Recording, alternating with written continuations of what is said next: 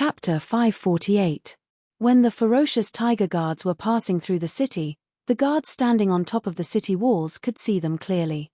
They took a risk and opened a gap in the palace gate. They went out and picked up a flyer and handed it to Zhu Meng. Zhu Meng looked at the news about the wedding of the king of Shi Yu and the goddess. He clenched his fist and slammed it on the wooden table, causing the teacups on it to tremble. Bullshit. This king is right here and the wedding has been ruined. Where did this king of Shi Yu come from? The maids and guards at the side couldn't help but lower their heads. Zhu Meng had never been in such a sorry state before. Since he was born, he was the king of Shi Yu. He was a god revered by the people. His existence was the greatest fortune of Shi Yu and the most respected master of Shi Yu. He had everything he wanted. Even a beautiful lady like Lady Xian had agreed to be his concubine. The women in his harem, his children, and his subordinates all respected him as if he were a god. But this unshakable position was completely shaken in front of a group of outsiders today. He was hurried into the palace and did not dare to open the palace gate. He was even shot in the bun on the top of his head by that boorish man. Even now, he had lost a lot of hair. Although he could hide the bald part when he combed his hair, he always felt that those maids, his concubines were all laughing at him.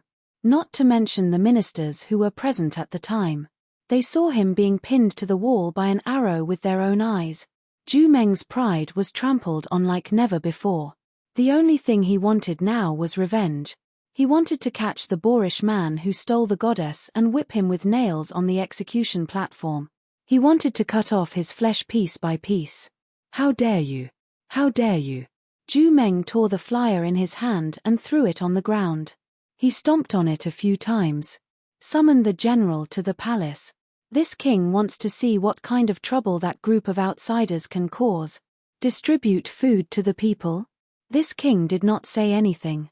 Who dares to touch this king's food? The maids were already scared stiff by Zhu Meng's appearance.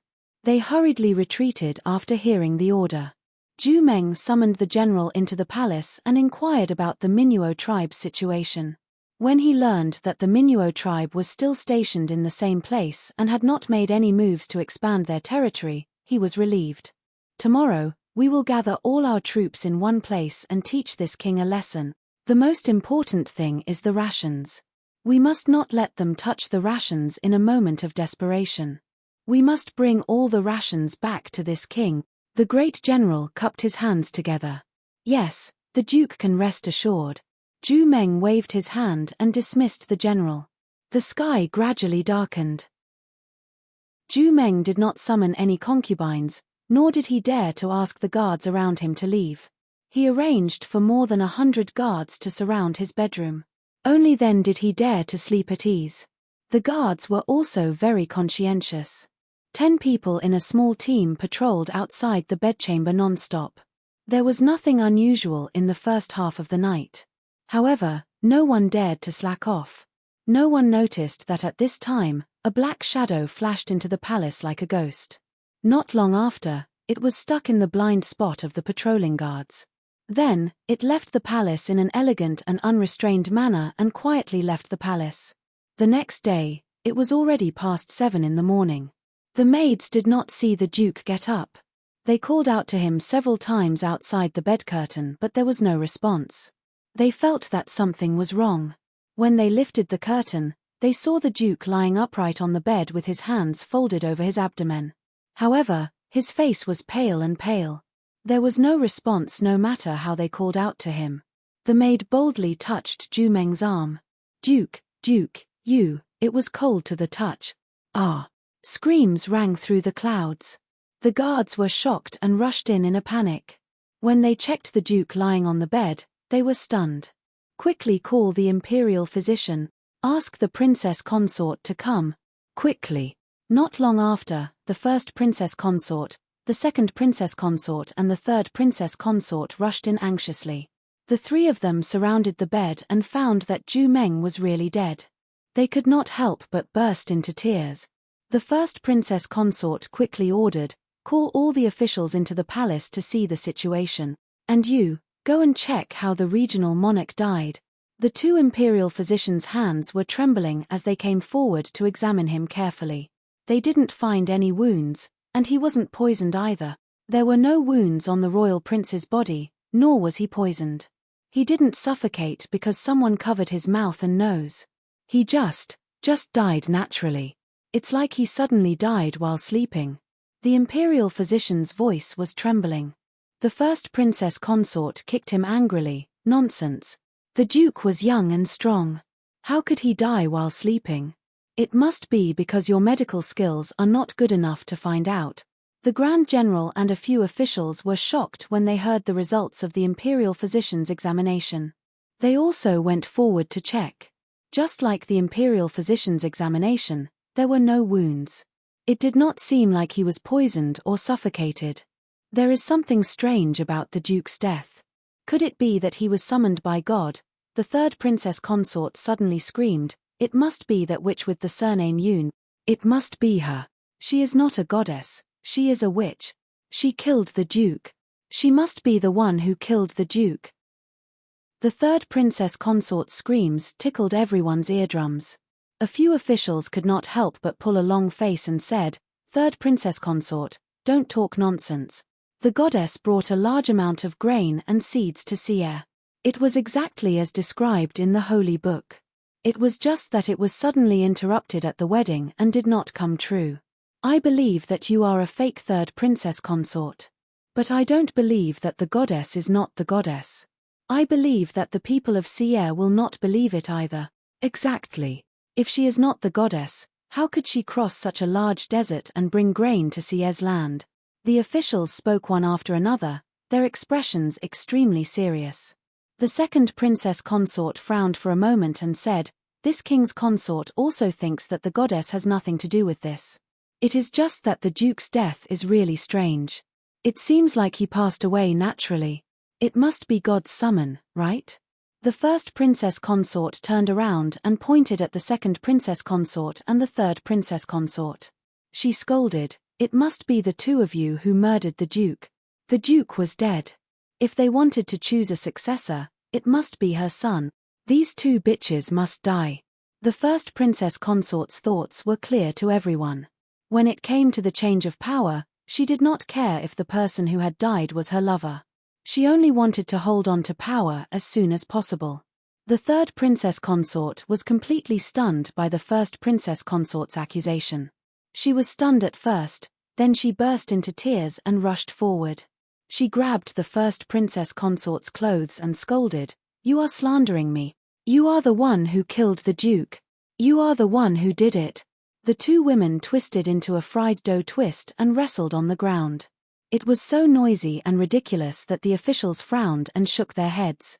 The second princess consort was the most steady one. She frowned and said, "Why aren't you separating the first princess consort and the third princess consort?" The maids did not dare to touch their mistress at first. Now that they were ordered to do so, they hurriedly pulled the two women apart. The second princess consort did not care about the two women's expressions.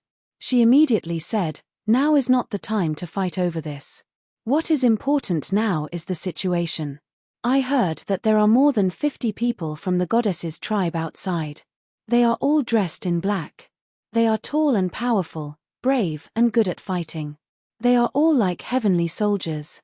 Are they now stationed at the goddess's tribe's camp?" The officials nodded. Under the first princess consort and the third princess consort's crying, the second princess consort's calmness made people's eyes light up. One of the officials replied, "The princess consort is right. The goddess did have more than 50 guards who came to Shiyu. Yesterday afternoon, it was those black-clothed guards who took the goddess away. One of the guards shot an arrow and almost killed the duke. A lot of the duke's hair was cut off." The second princess consort was terrified. She hurriedly asked, "What do you think is the origin of these people? Are they really the goddess's attendants? Why did they come to Shiyu? Did the duke order people to investigate?" The first princess consort and the third princess consort had never thought about this before. They were a little stunned. The officials admired the second princess consort even more. They hurriedly replied, "Princess consort, Those people are really the goddess's attendants. They may not have come to Shiyu to be our enemy. Yesterday, when the Duke forcefully married the goddess, he sent troops to surround the camp of the goddess's tribe. When the goddess's guards arrived, they clashed with our troops. However, the other party's strength was clearly above ours, but they did not kill anyone. The second princess consort was surprised. They did not kill anyone? Yes. Not only did they not kill our soldiers, they also did not rob the people's homes. They just stayed in the camp obediently. However, they came out once and distributed some flyers. Flyers? Yes. The official took out a flyer from his sleeve and presented it to the second princess consort with both hands. The second princess consort took a look at it and frowned. This afternoon, the Duke of Shiyu is going to hold a wedding with the goddess and distribute seeds to the people of Shiyu? Everyone looked at the corpse lying on the bed at the same time. The person was dead. How could they hold a wedding? The other party did not kill anyone and still wants to give our people seeds. Obviously, they are not hostile to us. But what is the wedding they are talking about? The second princess consort pondered for a moment and said, I think that since the other party is not hostile, we should not rashly mobilize our troops. I am worried that if we anger the gods, they will burn the seeds and not give them to us. At that time, the people of Shiyu will be the ones to suffer. Princess consort is right. The officials all agreed. They felt that the second princess consort was calmer and more reliable than the duke. The first princess consort and the third princess consort rushed to look at the flyer and were even more confused. Chapter 549. First princess consort and third princess consort couldn't find a chance to perform. Hearing second princess consort's words, they naturally didn't decline. First princess consort said, the Duke has already passed away. Our sea can't be without a ruler. We also need to plan who will inherit the throne. The officials felt that it made sense and nodded. Second princess consort frowned. Her slender fingers slowly slid across the words Duke of Sierre on the leaflet. She said faintly, don't be anxious. Let's see the situation first. First princess consort didn't appreciate it and sneered, anyway, no matter how we rank the seniority, the new duke can't be your son. You should stop worrying. Everyone looked at each other. The officials felt that with first princess consort's temper, her son might not be a good one. But no matter how they ranked, second princess consort's son's age was indeed not high. First princess consort and third princess consort arranged the funeral and called the duke's children to come and mourn. The mourning passed in a flash. At noon, the guards on the palace wall suddenly realized that the people in the square had suddenly gathered. And there was a trend of more and more people gathering. The guards were shocked and hurriedly went to the inner palace to pass the message. Not long after, the princess consort, officials, and Jumeng's children who received the news all gathered on the palace wall and looked out curiously. There were more and more people. It seemed that all the people of Sierre had come. At this moment, a group came from afar. There were quite a lot of people. And they seemed to be escorting supplies in the middle of the group. Everyone held their breaths as they watched the group slowly approach. Only then did they see the group clearly.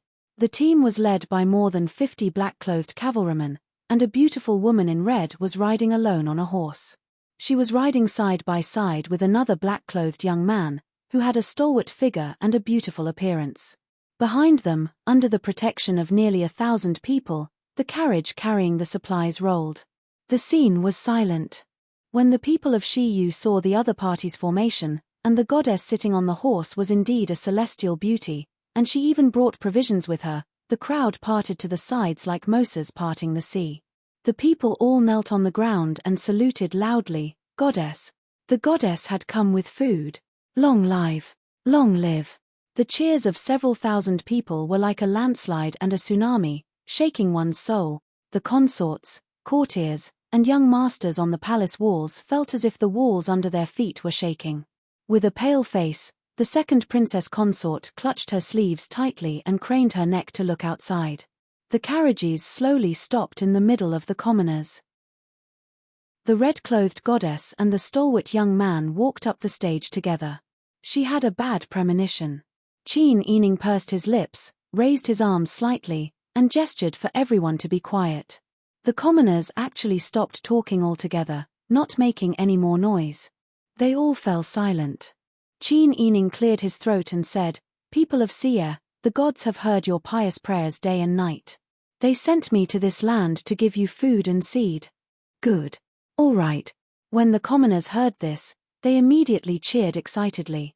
Some people in the back couldn't hear what Qin Yining said, so they were informed by the people in front of them. Everyone clapped their hands excitedly. Some of the elderly and children even had tears in their eyes. Qin Yining gestured for everyone to be quiet again. As expected, the crowd quieted down again. Only some people could faintly hear sobbing. Qin Yining said, "Although I came under the orders of the gods, the situation in Xie is not satisfactory. The gods' orders said that the goddess had brought the seeds and was to be married to the Xie king. However, the Xie king was impersonated. Many people have already seen the scene yesterday. The reason why I didn't marry Zhu Meng was because he wasn't chosen by the gods to be the Xie king." When the commoners heard this, they were all shocked and confused. How could it be impersonated? Impossible, the Duke was born and raised on this land. It can't be impersonated. Qin Yining listened to them calmly as the crowd retorted at the same time. When the crowd's voices died down, Qin Yining smiled lightly and said, "The Xie royal family's inheritance is wrong. If it wasn't for this, the gods wouldn't have arranged for messengers to send food and seeds to the people of Xie for the past 100 years. You have trusted the wrong duke. I only received the gods' orders after meeting the duke and found out that Zhu Meng was impersonating the Xie king." After saying this, Qin Yining stepped aside and pointed at Pang Xiao. "According to the gods' orders, this person is the true heir of the Xie royal family." Pang Xiao stood proudly with his hands behind his back. He was handsome and had a noble aura. He was unapproachable. Compared to everyone's impression of the duke, this person's aura was 100 times stronger. As someone who had been on the battlefield all year round, the way he looked at people was different from normal people. Naturally, his aura was domineering. The people looked at Pang Xiao and couldn't help but keep quiet.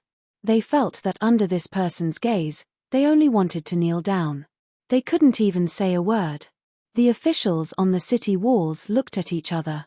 The second princess consort's face had already turned pale.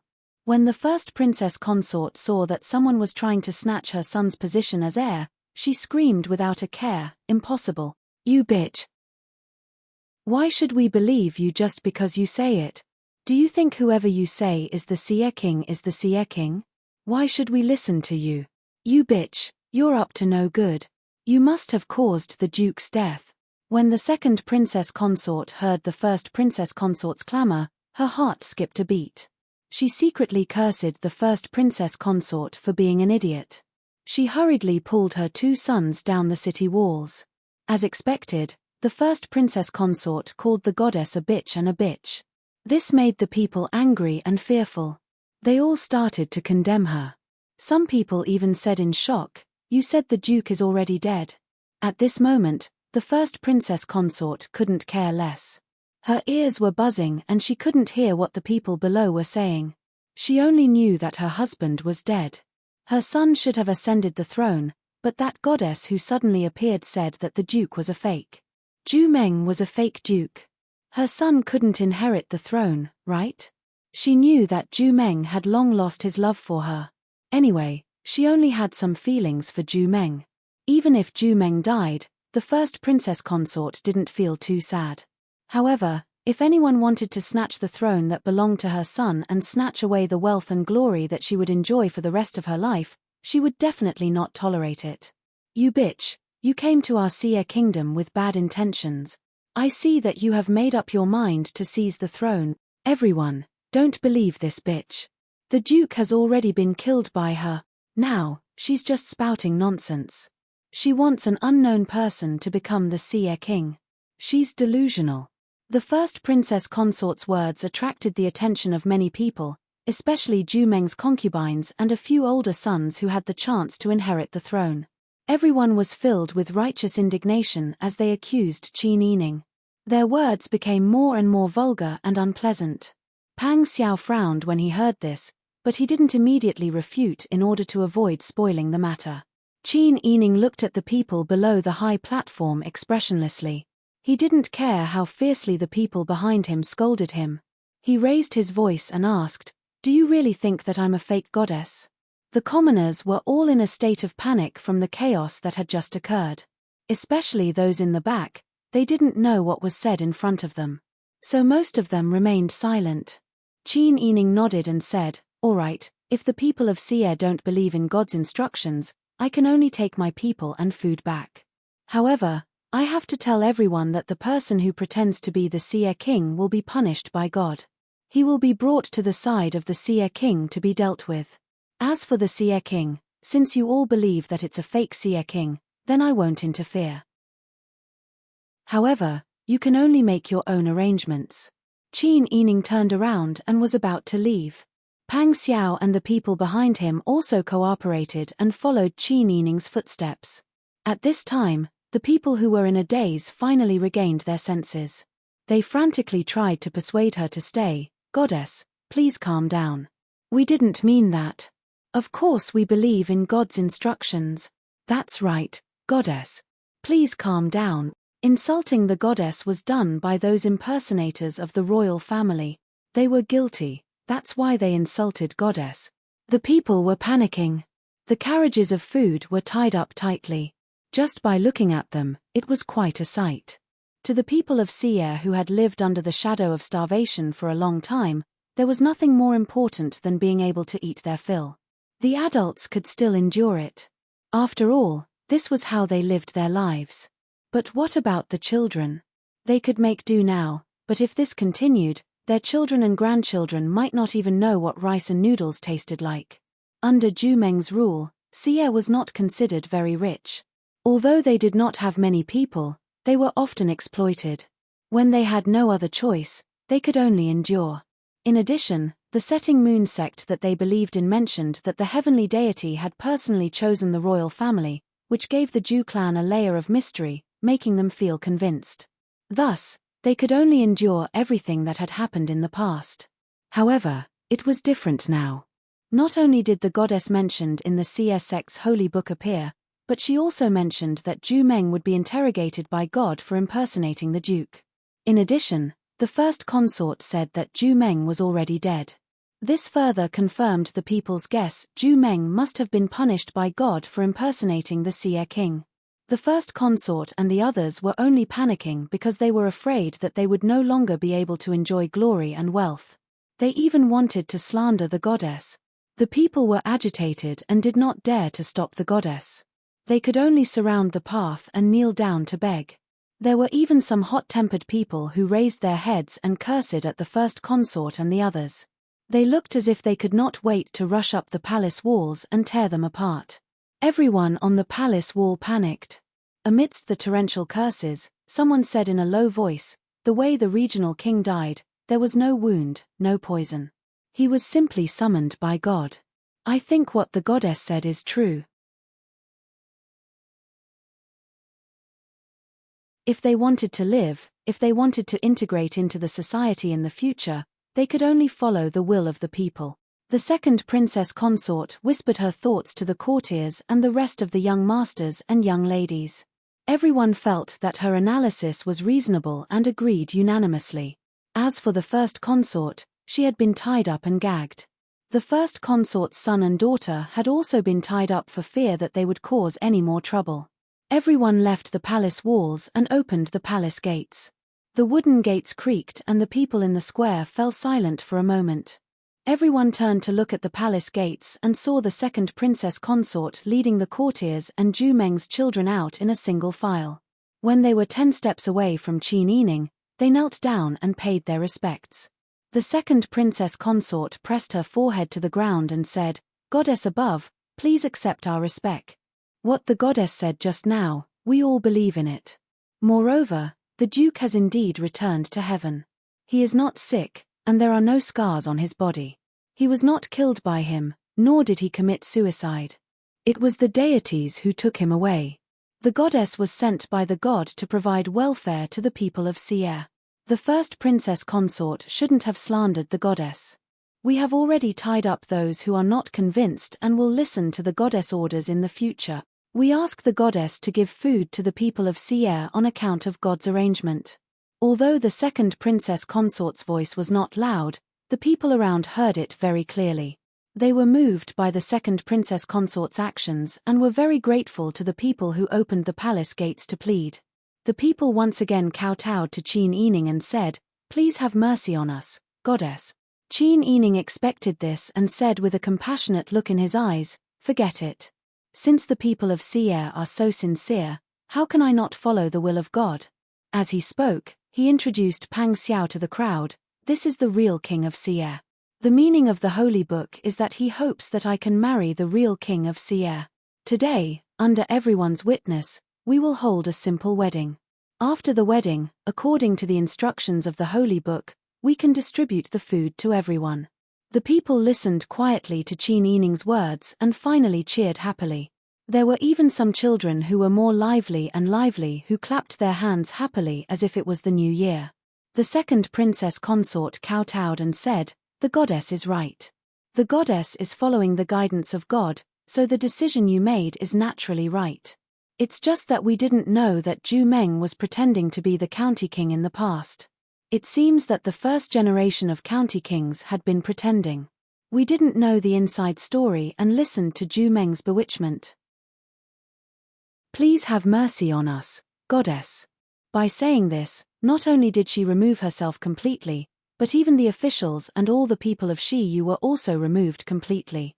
Such a statement was in the interest of the people and won a lot of favor for the second princess consort. The commoners all agreed, saying that they had indeed been deceived, which was why they were like this. Things were developing in the direction that Pang Xiao had planned. Qin Yining naturally wouldn't let there be any changes. He said, "Those who don't know are not guilty. God's will is to bring the seeds to the people of Sierre. Of course, that includes all of you." The second princess consort was overjoyed and kowtowed again and again. It would be impossible for her to be a princess in the future. However, if she could get the seeds and live a self-sufficient life with her family, there was nothing bad about it. Obviously, there were many people who had the same idea as the second princess consort. Everyone expressed their gratitude to the goddess. Qin Yining and Pang Xiao's wedding this time was simple and grand. They got married amidst the cheers of all the people of Sierre. Then, they ordered people to distribute the food and seeds. Everything was carried out according to Pang Xiao's plan in an orderly manner. By the time everything was over and all the people of Sierre had the seeds in their hands and were registered, it was already 3 days later. Now, the people of the Minuo tribe didn't have to stay in the camp. They could walk around freely. When they met the people of Sierre on the street, they would be warmly greeted. Even the army that had been ordered to surround them now had a particularly friendly attitude, and some even took the initiative to apologize. Zhu Meng had already been buried after a simple ceremony. As for the first princess consort and the others who were still unconvinced, Pang Xiao handed them over to the other officials of Sierre. He let them decide how to deal with it. Anyway, his identity was awkward. No matter what he did, he could be criticized. It was better to leave everything to the people of Sierre. In the afternoon, everyone gathered in the largest tent in the middle of the Minuo tribe's camp. Lu Heng said, "Wang Yi, this matter is over. What do you plan to do next?" Uncle Ahan and the others also looked over. Pang Xiao smiled freely and said, "Actually, this time I came out, it can be considered as committing a crime. Your Majesty has not allowed me to leave the capital. I don't need to say the details. Everyone knows the reason. However, I was worried that something would happen to Sister Yi, so I secretly came out with my subordinates. This matter angered Your Majesty. When I came out of seclusion, Your Majesty has already announced to the world that I am a traitor. I am guilty of treason." Pang Xiao's words made everyone frown. Qin Yining's brows were furrowed so tightly that they could kill a fly. How could this be? This is such a big matter. Why did you only say it now? Lu Heng clicked his tongue and said, "Your Majesty is really. How much effort did Wang Yi put in for Daeju? It can be said that if there was no Wang Yi, there would be no Daeju now. I don't know if the cities of northern Ji could be taken down. Besides, Wang Yi's wife just killed the former Khan of Taitan. How can Wang Yi be a traitor? Country. Where can Wang Yi go? Do you want people to laugh their heads off? As soon as these words came out, everyone was filled with righteous indignation. Qin Yining was also very angry. However, after the anger, he understood and felt helpless. This was a problem that was hard to avoid in any dynasty or country in history when it came to consolidating the nobility. She really didn't want this kind of history to repeat itself with Pang Xiao. However, who could avoid the heavy wheels of history? Seeing Qin Yining frowning and remaining silent, Pang Xiao patted her shoulder comfortingly and said with a smile, "It's okay. It's not the first time I've been scolded. In the past, didn't you all use my name to stop children from crying at night? I'm still alive and well, and I didn't lose a piece of flesh. A real man's ambition is to travel the world. I don't care about these empty titles. Is being fierce enough to stop children from crying at night something honorable?" Qin Yining rolled his eyes at Pang Xiao speechlessly. The anger and suppression in his heart subsided a lot. Lu Heng had been carefully observing from the side. He saw that Pang Xiao didn't care about this matter at all, and didn't blame Qin Yining for his infamy. Instead, he was extremely indifferent to these empty titles. Lu Heng admired him for being so open-minded and emotional. Although they could be considered rivals in love, Lu Heng couldn't hate Pang Xiao at all. "Since it's like this, I'm afraid it'll be very dangerous if you go back," Lu Heng frowned and said, "Your Majesty is suspicious and is especially vigilant against you. Now you're wearing the title of traitor. If you go back like this, I'm afraid you'll be arrested and held accountable by the imperial court next. Not to mention you, even your family won't be well off." How could Pang Xiao not understand this? However, Pang Xiao had to go back because his and Qin Yining's family were still in the capital. Li Qitian didn't dare to act rashly now, but it didn't mean that he wouldn't be angry because of this in the future and vent his anger on Pang Xiao and Qin Yining's family. Chapter 551. For a moment, everyone fell silent. The severity of the situation had exceeded the expectations of Qin Yining, Lu Heng, and the others. Among these people, Pang Xiao seemed to be the most carefree one. It was as if being accused of treason by Li Qitian was not a big deal. "All right, don't worry so much. The problem can be solved." Uncle Ahan had always admired men like Pang Xiao. In addition, he was Qin Yining's husband. Qin Yining had done the Minuo tribe a great favor, so he was more concerned about Pang Xiao. "If it doesn't work, it's better to stay here. Anyway, your emperor can't find us here. This place is enough for all of us to live a self-sufficient life." Uncle Ahan spoke in Tatar. Beside him, Harbala and Chaganbara nodded in agreement. They agreed with Uncle Ahan's words and said, "What's so good about going back? Your emperor might even be jealous that you're better than him, just like that she-devil Ainari was jealous of our Abu and Iji, so she tried to kill them. Our Minuo tribe was originally such a large tribe, but in the end, only a few thousand people were left. The old, the weak, the women, and the children were left outside the desert before they fled into the desert." Speaking of this, the Minuo tribe members were very sad. Some thought of their family members who had died tragically, while others thought of their wives and daughters who were left outside the desert. They still wanted to go and pick them up, but now the desert in the no man's land was the biggest obstacle for them to see them again. They admitted that they did not have the ability to cross the no man's land to find their tribesmen and successfully lead them to this oasis under the pursuit of Yutjin Khan. They might not have the chance to see each other again. Everyone's mood was very low. Pang Xiao could not help but sigh. He said in Taitan, "Just like you can't part with your tribesmen, Sister Yi and my parents and relatives are also in the capital. If we don't go back, it will be their lives that will be sacrificed. Can we let others rush to the front and sacrifice themselves while we enjoy a free life here? Not to mention anything else, we will only feel guilty to death." Uncle Ahan and the others heard this and nodded in understanding. "We can all understand what you're saying. This time you left the desert, can you find the way back?" Uncle Ahan asked this question because he had a little doubt in his heart. After they walked into the desert, they had completely resigned themselves to fate. They simply walked aimlessly. Pang Xiao and Cao Yuqing's group arrived at the oasis. It was as if they knew the direction in advance. At this time, Cao Yuqing explained with a smile, "Actually, it's all thanks to Mr. Liao of the Qingtian Alliance." Cao Yuqing bluntly told how Mr. Liao and Lu Heng's entourage planted a tracking voodoo on Lu Heng. She explained how they noticed that Lu Heng was kidnapped that day and how they determined the direction and chased after him to rescue him.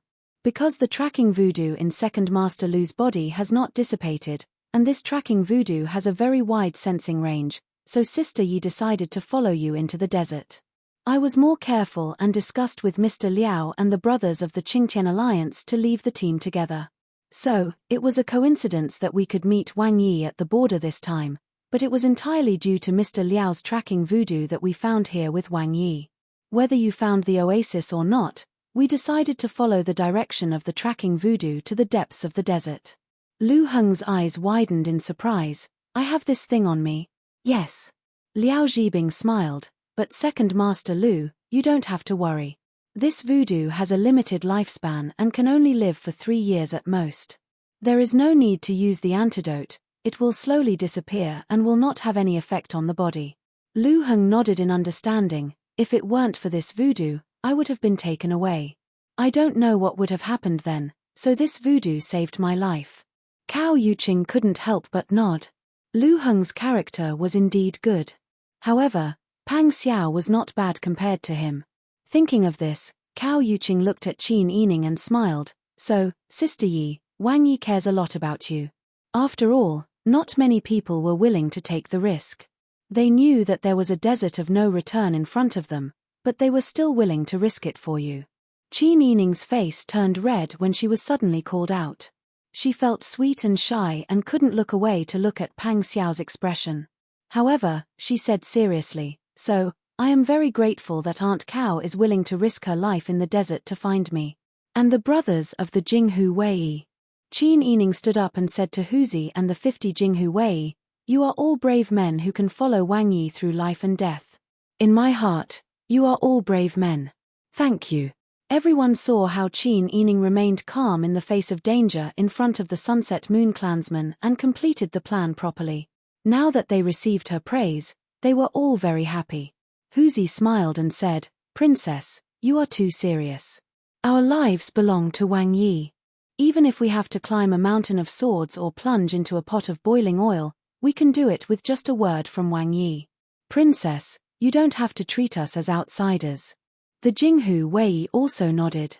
"It is our honor to be chosen by Wang Yi." Pang Xiao turned around and smiled at his brothers. He was very happy to have these hot-blooded brothers with him. Uncle Ahan and the Chaganbala brothers were affected by this scene and felt their blood boil. Uncle Ahan slapped his thigh and said in Taitan, "Back then, it was Second Master Lu and Princess who killed Anari for us. We have already recognized them as our tribe leaders. Now that Princess wants to follow Wang Yi back to Daeju, the people of the Minuo tribe are naturally willing to follow and help Princess." Uncle Ahan turned around and repeated this to the Chaganbala brothers. The two of them nodded cautiously, indicating that they wanted to go together. Pang Xiao explained their words to Qin Yining. Qin Yining smiled and said, "Uncle Ahan, I understand your good intentions and I am very grateful. But if Wang Yi and I leave here and return to Daeju, we will face a very serious situation. I can't let my tribesmen take risks with me." Uncle Ahan said anxiously, "Our Minuo tribe has never had anyone who is afraid of death. Our warriors are all people who are willing to risk their lives for their friends and tribesmen." "I know." Qin Yining comforted Uncle Ahan and said, "I live with the people of the Minuo tribe and we are already the closest friends and family. The unity and bravery of the Minuo tribe is the first I have seen in my life. This is an undeniable fact. It's just that we went through a lot of hardships to get here. Here, there is no Taitan tyranny. No one will harm our tribesmen. There are enough oases here for our tribesmen to live and reproduce. We don't have to work for others anymore. The food and seeds we brought are enough for everyone to live on. The Minuo tribe has gone through so many struggles. What is it for?" Isn't it for the sake of one day living a free and dignified life? Now, we have achieved our goal. Living here is the best choice for the Minuo tribe. I definitely can't take the tribesmen of the Minuo tribe to Daeju and take risks just because Wang Yi and I are in a very serious situation. Pang Xiao also nodded. I also agree with Sister Yi's decision. Moreover, everyone has to look at the big picture. The best choice for the Minuo tribe to live and reproduce here is the Minuo tribe. But Uncle Ahan was conflicted. In fact, this was the first choice in his heart. He also hoped to live here. That was why he persuaded Qin Yining and Pang Xiao to stay and not go back to Daeju. But on second thought, Qin Yining was very kind to the tribesmen of the Minuo tribe. He couldn't be a coward when they were in danger. That was why he proposed to go to Daeju to help. Harbala and Chaganbala had the same idea as Uncle Ahan. Although they longed for this land that could give them freedom, as long as Qin Yining said the word, they would take their tribesmen and follow them to Daeju without hesitation. Uncle, listen to me. Qin Yining said, although you are the leaders of the tribesmen, the life and death of the tribesmen shouldn't be decided by the few of us. Since we can let everyone live, why should we let everyone take risks? Besides, if you stay here, it's not like I won't come back in the future. Maybe in the future, when Wang Yi and I can't stay here anymore, this will be our last place of retreat. Pang Xiao also said, that's right. I also don't agree to take risks with innocent people. I think most of the tribesmen would prefer to live a peaceful life. In the future, the heavy burden of the Minuo tribe's development and reproduction will still fall on your shoulders. The Minuo tribe has gone through so many hardships to finally reach this day. It means that even God doesn't want to see the Minuo tribe disappear from this world.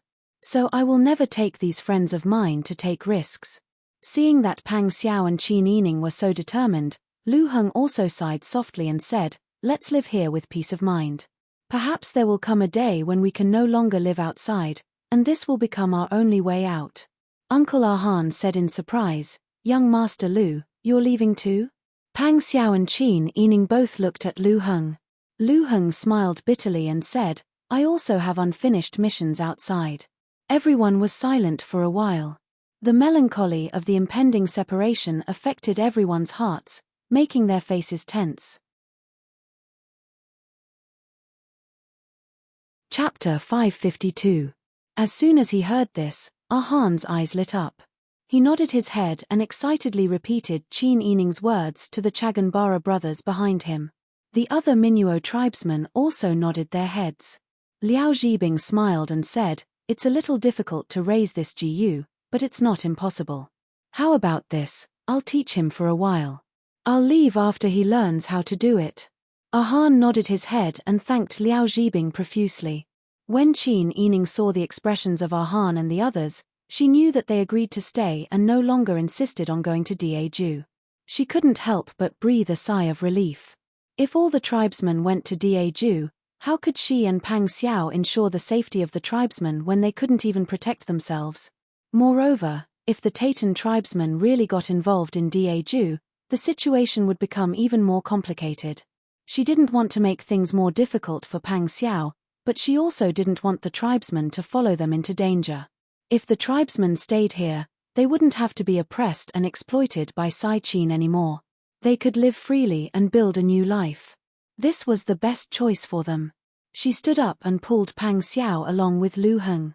The three of them quietly walked away, leaving the place to the lively discussion between the tribesmen. Qin Yining took a deep breath and sighed softly, there's no such free air when we return to Daeju. Pang Xiao couldn't help but sigh softly as well. He patted her shoulder with his big hand, his eyes filled with gentleness and guilt. If Qin Yining hadn't married him, she wouldn't have been able to live a more prosperous and stable life. Her life wouldn't have been like this now, where she had a home but couldn't go home. She had to wander around and suffer all kinds of hardships. Even if he didn't say anything, Qin Yining could understand Pang Xiao's thoughts. She raised her hand and gently patted his big hand. Her hands were fair and had long sleeves. Compared to Pang Xiao's bony hands, one was soft and the other was firm, forming a sharp contrast. Lu Heng retracted his gaze from Qin Yining's shoulder. He pursed his lips and looked into the distance. A gust of wind blew over and ruffled Lu Heng's hair. His already pale face appeared even paler. Pang Xiao said, "Brother Lu, you already know what happened in your family, right?" Lu Heng nodded and said solemnly, "I heard from bodyguard Cao last time. However, the recent situation is unknown. Elder Lu is seriously ill and his situation is not optimistic. The person in charge of the Lu family is now second old master. However, Brother Lu, you don't have to worry too much. I can tell that Pavilion Elder Lu has a tenacious personality and won't give up easily. Brother Lu, you can be at ease. You don't have to suffer too much. Your health is more important." Pang Xiao could tell that Lu Heng's condition was the same as Qin Yining's. They were both exhausted. It could be seen that during this period of wandering outside, they didn't have a good life either. Although Lu Heng was worried about his family, he grew up in such a large family and was already used to the complexity of these matters. In fact, what tormented him more was the feelings he had for Qin Yining but couldn't get her.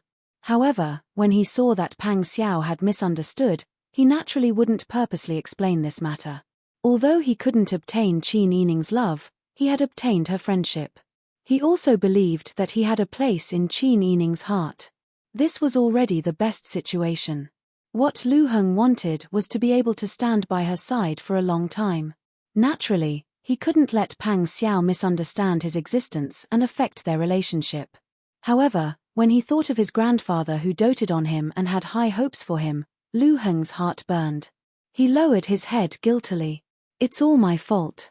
If he hadn't taken it seriously and obtained the treasure map, everything that happened later wouldn't have happened. His grandfather had trained him to be the new head of the family for so many years. Now, because of his mistake, the entire plan had been overturned. His many years of planning had also gone up in smoke. He even caused his grandfather's life to be at stake. Lu Heng's heart felt worse than being stabbed by a knife. Seeing him so depressed, Pang Xiao and Qin Yining could understand. For a moment, Qin Yining didn't know how to comfort Lu Heng. It was Pang Xiao who spoke. "Things have already come to this. It's useless to blame yourself. The most important thing is to think of a way to solve this matter. I think Brother Lu has been in the Lu family for so many years and has been trained to be the new head of the family. Your connections and skills shouldn't be limited to this." When Lu Heng heard this, he looked up at Pang Xiao. Seeing that he was still in high spirits and full of hope for the future, he immediately felt that he was a little too unmanly just now.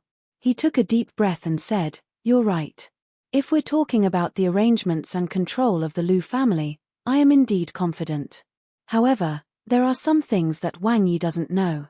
The Lu family is a large family with 100 years of history.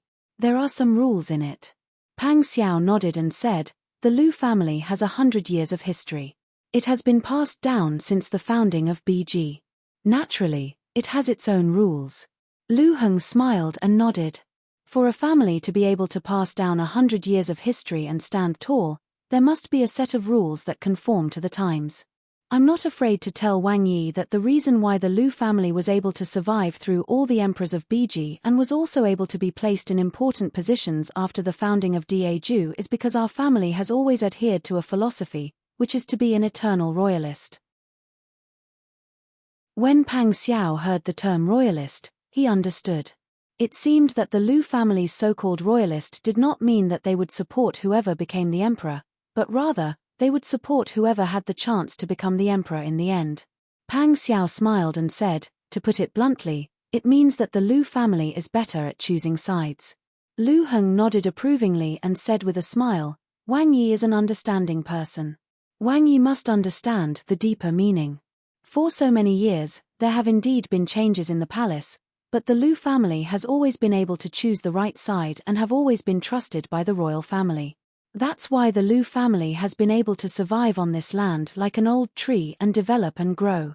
When Qin Yining heard the two's words, he could not help but say, "So what you mean is that your current situation is not because you don't have the ability to compete with your second uncle, but because of the rules passed down in your family. Since you've been disliked by your majesty, you've become an abandoned pawn. Since you've been abandoned, you should have the self-awareness of being abandoned. It's like a gecko that has lost its tail. Now, you can only remain silent and cannot stop the other Lu family members from continuing to choose sides. That's exactly what I mean. Lu Heng sighed and said, in front of the interests of the entire Lu family, my personal gains and losses are no longer important. Pang Xiao and Qin Yining heard this and nodded in understanding.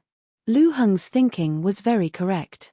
It was precisely because there were many people with the same thinking as Lu Heng in every generation that the Lu family was able to continue to this day. Since that's the case, it's actually better for you to stay here. If you return to Daeju, you'll have to face a storm of blood. At that time, you'll not only have to face the pressure of the various parties in the imperial court, but also the pressure from within the Lu family and your majesty's side. Since your family already has such a rule, and you've also acknowledged this rule, wouldn't it be better for you to live a free life in the future? I understand Wang Yi's meaning, but there are some responsibilities that cannot be easily avoided. If I stay, I may be condemned by my conscience for the rest of my life. Lu Heng's words resonated with Pang Xiao and Qin Yining. They were in the same situation as Lu Heng. Even if they knew that if they stayed here, they would be able to live happily ever after and would no longer have to worry about scheming against each other. However, they still had to return to Daeju and face the storm that was about to happen. This was because they couldn't leave the mess to their elders to deal with. Pang Xiao said, "Then what do you plan to do after you return?" Lu Heng pursed his lips and said after a while, "Perhaps there will always be people like me, who don't care about the big picture, causing mischief whenever a large aristocratic family falls from power." Qin Yining and Pang Xiao looked at each other. They had already understood Lu Heng's meaning from his words. He didn't plan on giving up the position of family head to his second uncle. Qin Yining saw Lu Heng's conflicted and guilty expression, so he smiled and explained, "Who can say for sure what will happen in the future? If the family wins in favor of one side, who can guarantee that your second uncle's choice will be correct? The best strategy is to keep both sides in check. This way, no matter which side makes the right choice, there will always be a line of the Lu family that will continue. It's better than putting all your eggs in one basket." Lu Heng was stunned at first, but then his eyes lit up. He said softly, "What you say makes sense. I've been obsessed. I've actually been possessed by this kind of thing." The depression that had been building up in his heart was actually dispelled by Qin Yining's words. Lu Heng had always been confident in his ability to make decisions. However, he had been homeless for so long that his self-confidence had been completely worn away. However, when he thought of the situation in the capital and his grandfather who loved him dearly, he pulled himself together. Sometimes, the reality of the situation didn't allow him to retreat even a little bit. He had to be strong. Although Lu Heng's face was still somewhat pale, his smile was exceptionally firm. It was as if a huge stone had been removed from his heart. He could finally let go of himself and take a deep breath. Qin Yining thought for a moment and said, "Since you've already made your decision, once we leave the desert and reach a safe place, I will ask Aunt Cow to secretly escort you into the country. If you leave with us and others find out, they will definitely suspect you behind your back." Lu Heng was originally reluctant to part with Qin Yining. However, Qin Yining had already reunited with Pang Xiao. There was no point in him staying by their side. Moreover, he wasn't someone who couldn't let go of things. Right now, there were more important things waiting for him to do. If he developed well, he would be able to help Pang Xiao and Qin Yining. When he thought of this, Lu Heng no longer hesitated. He nodded and said, "It is indeed better to part ways with you. Then I'll have to trouble you." Qin Yining smiled and said, "You and I can be considered friends who have gone through life and death together. If you still want to thank me, wouldn't that be too much?" Qin Yining was a magnanimous person. Therefore, his smile and tone were very magnanimous. However, Lu Heng didn't want to think too much about it.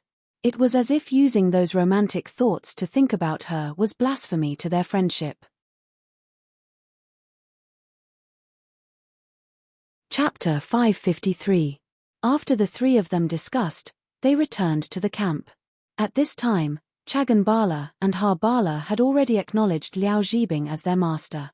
They also brought along Uncle Arhan, who was acting as a translator, and they went to learn how to raise tracking GU and how to control it. In the following days, everyone started to make preparations. On one hand, the Mi Nuo tribe was preparing to settle down in Shiyu, and the Chaganbala brothers were learning how to use tracking GU. Thus, Lu Heng had full authority to negotiate with the officials stationed in Shiyu on behalf of the Mi Nuo tribe. However, because Pang Xiao had become the Shiyu king and the goddess had become the Shiyu king's consort, the officials in the court were very obedient to the new king.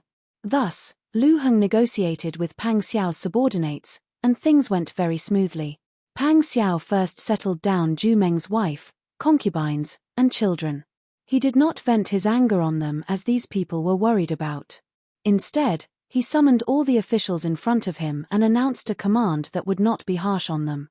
There is no reason for others to bear the blame for the mistakes made by the Zhu tribesmen. The women and children are innocent. They are also the people of Shiyu and should not be implicated. Once these words were said, the officials unanimously agreed, and most of the officials heaved a sigh of relief in their hearts.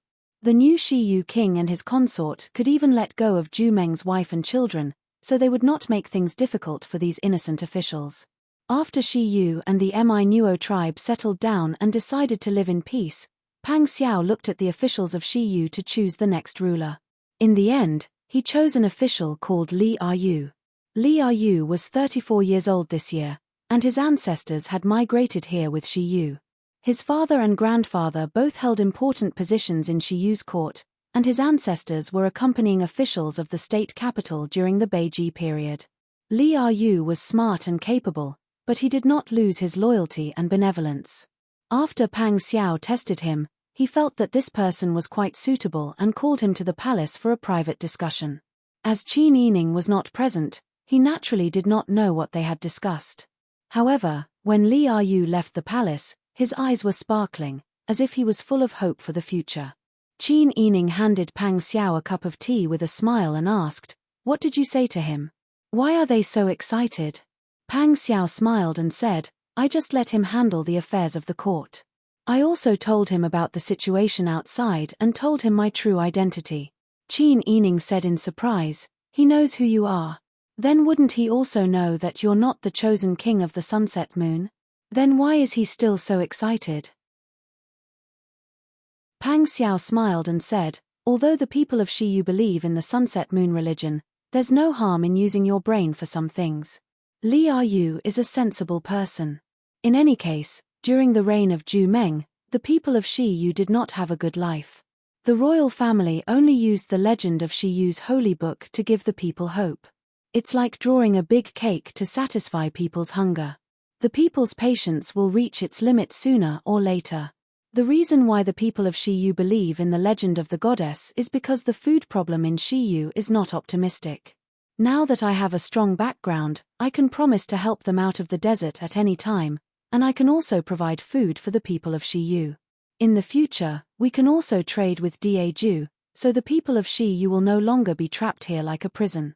They can leave whenever they want. With so many benefits, of course Li Ayu will be excited." Qin Yining smiled and nodded. She leaned on Pang Xiao's shoulder and said, "Actually, I really like this place. It would be great if our family could come here and settle down. We can live our lives peacefully and don't have to think about the disturbances outside.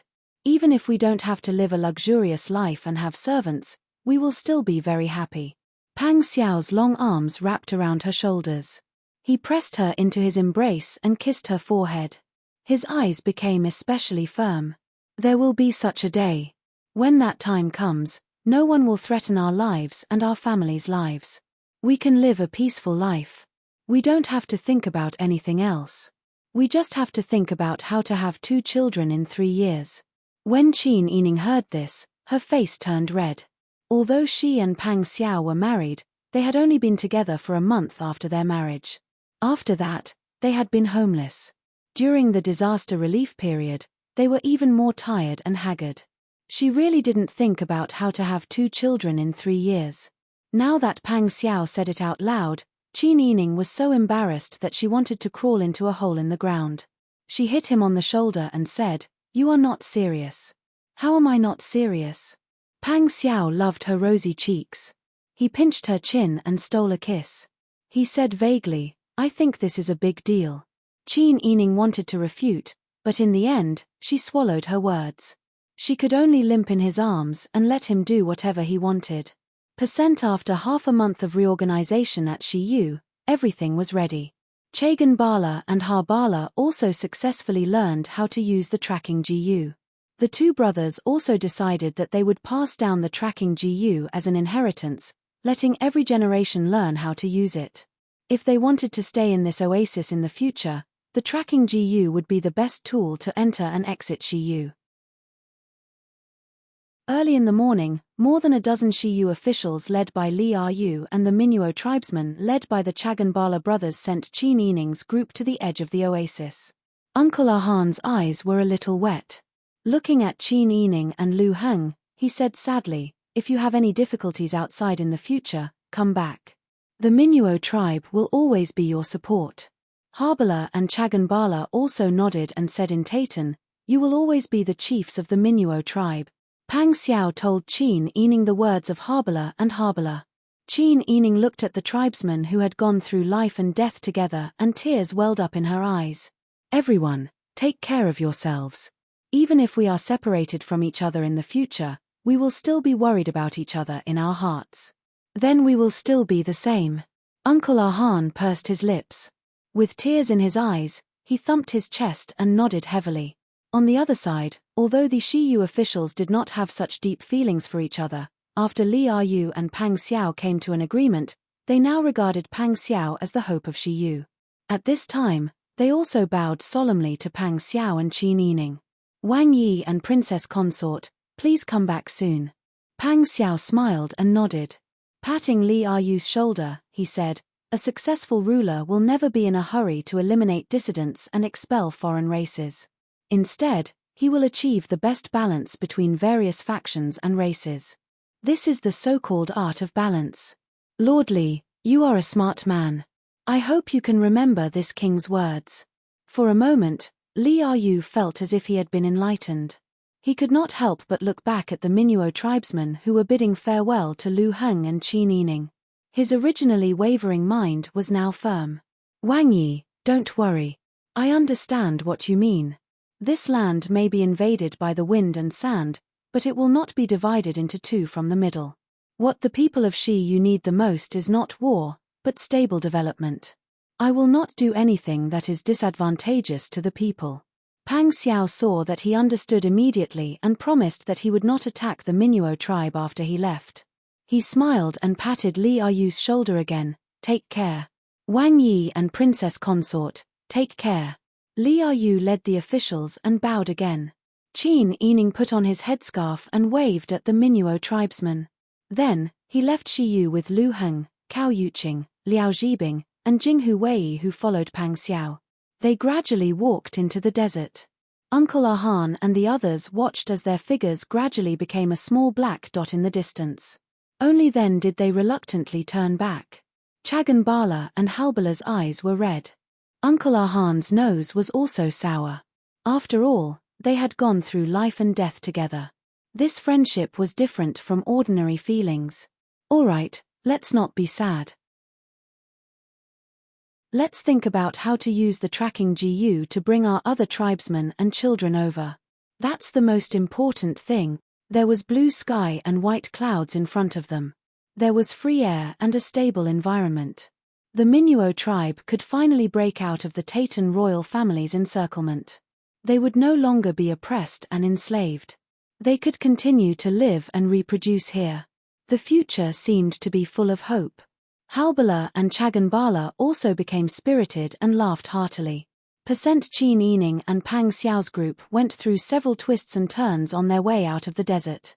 But because they had made sufficient preparations and had Liao Zhibing as their guide, everything in the desert went smoothly. 7 days later, they finally left the desert by taking the shortest route, and arrived at a remote wilderness in the Tartar territory. It was currently midwinter. Snow covered the wilderness and the mountains in the distance. The group chose to camp on a hillside that was sheltered from the wind and discussed their next move. Qin Yining said, I think we will be close to the border between Daju and Tayton in a few days.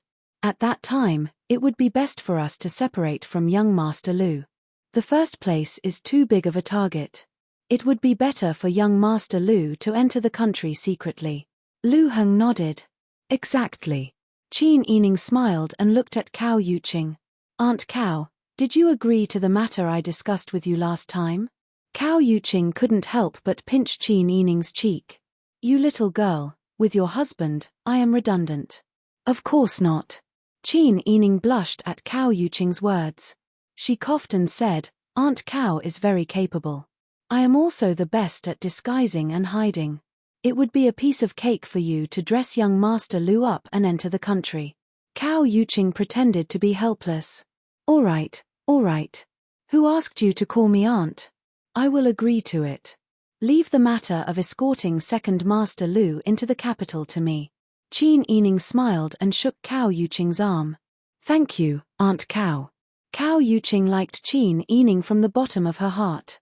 She smiled and lightly flicked her forehead.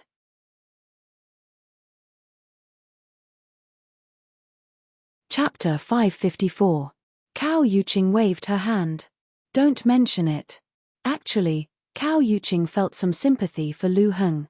Seeing that he could not get what he wanted but had to endure the bitterness and pretend to be carefree in front of Qin Yining and Pang Xiao, she thought of herself. That was why she agreed to escort Lu Heng for a while. In any case, Qin Yining and Pang Xiao were together, so she felt relieved. Compared to Qin Yining and Lu Heng, who led the Minuo tribe to avoid the Tayton's pursuit, Pang Xiao's Jinghu Wei was an expert. He was very familiar with this kind of thing, and it was as simple as drinking water and eating. They had a clear division of labor. The scouts had their own tasks, and the guards had their own tasks. Therefore, they cleverly crossed Tayton territory and reached the border of Daju without encountering the Tayton army even once. The day before they reached the border, Cao Yuqing said to Lu Heng, "Get ready. We will leave the group today and wait for an opportunity to enter the city." When Lu Heng heard this, his heart skipped a beat. He was very reluctant to leave Qin Yining. They had been together for such a long time. Even if he could not have her, he was satisfied to be by her side and look at her. But now, he had to leave first. That kind of reluctance was like cutting a piece of meat. When Cao Yuqing saw Lu Heng's expression, she could not help but sigh. Second young Master Lu, you should be more open-minded. Don't suffer and delay yourself. After Cao Yuqing finished speaking, she turned and left the tent. Standing outside the tent, Cao Yuqing took a deep breath of the cold air. Her depressed mood improved again.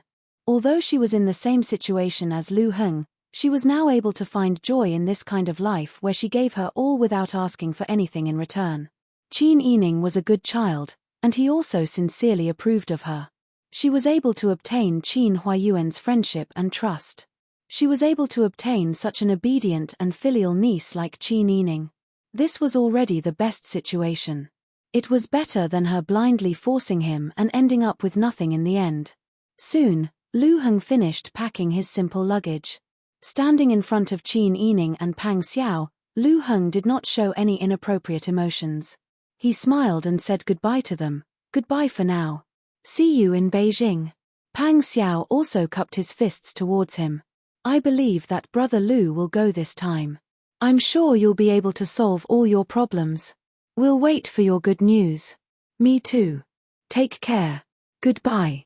Goodbye. Lu Heng glanced at Qin Yining again. Qin Yining was wearing a large black mink fur cloak and a mink fur hat. At a glance, one could tell that these clothes were Pang Xiao's. The black fur wrapped tightly around her.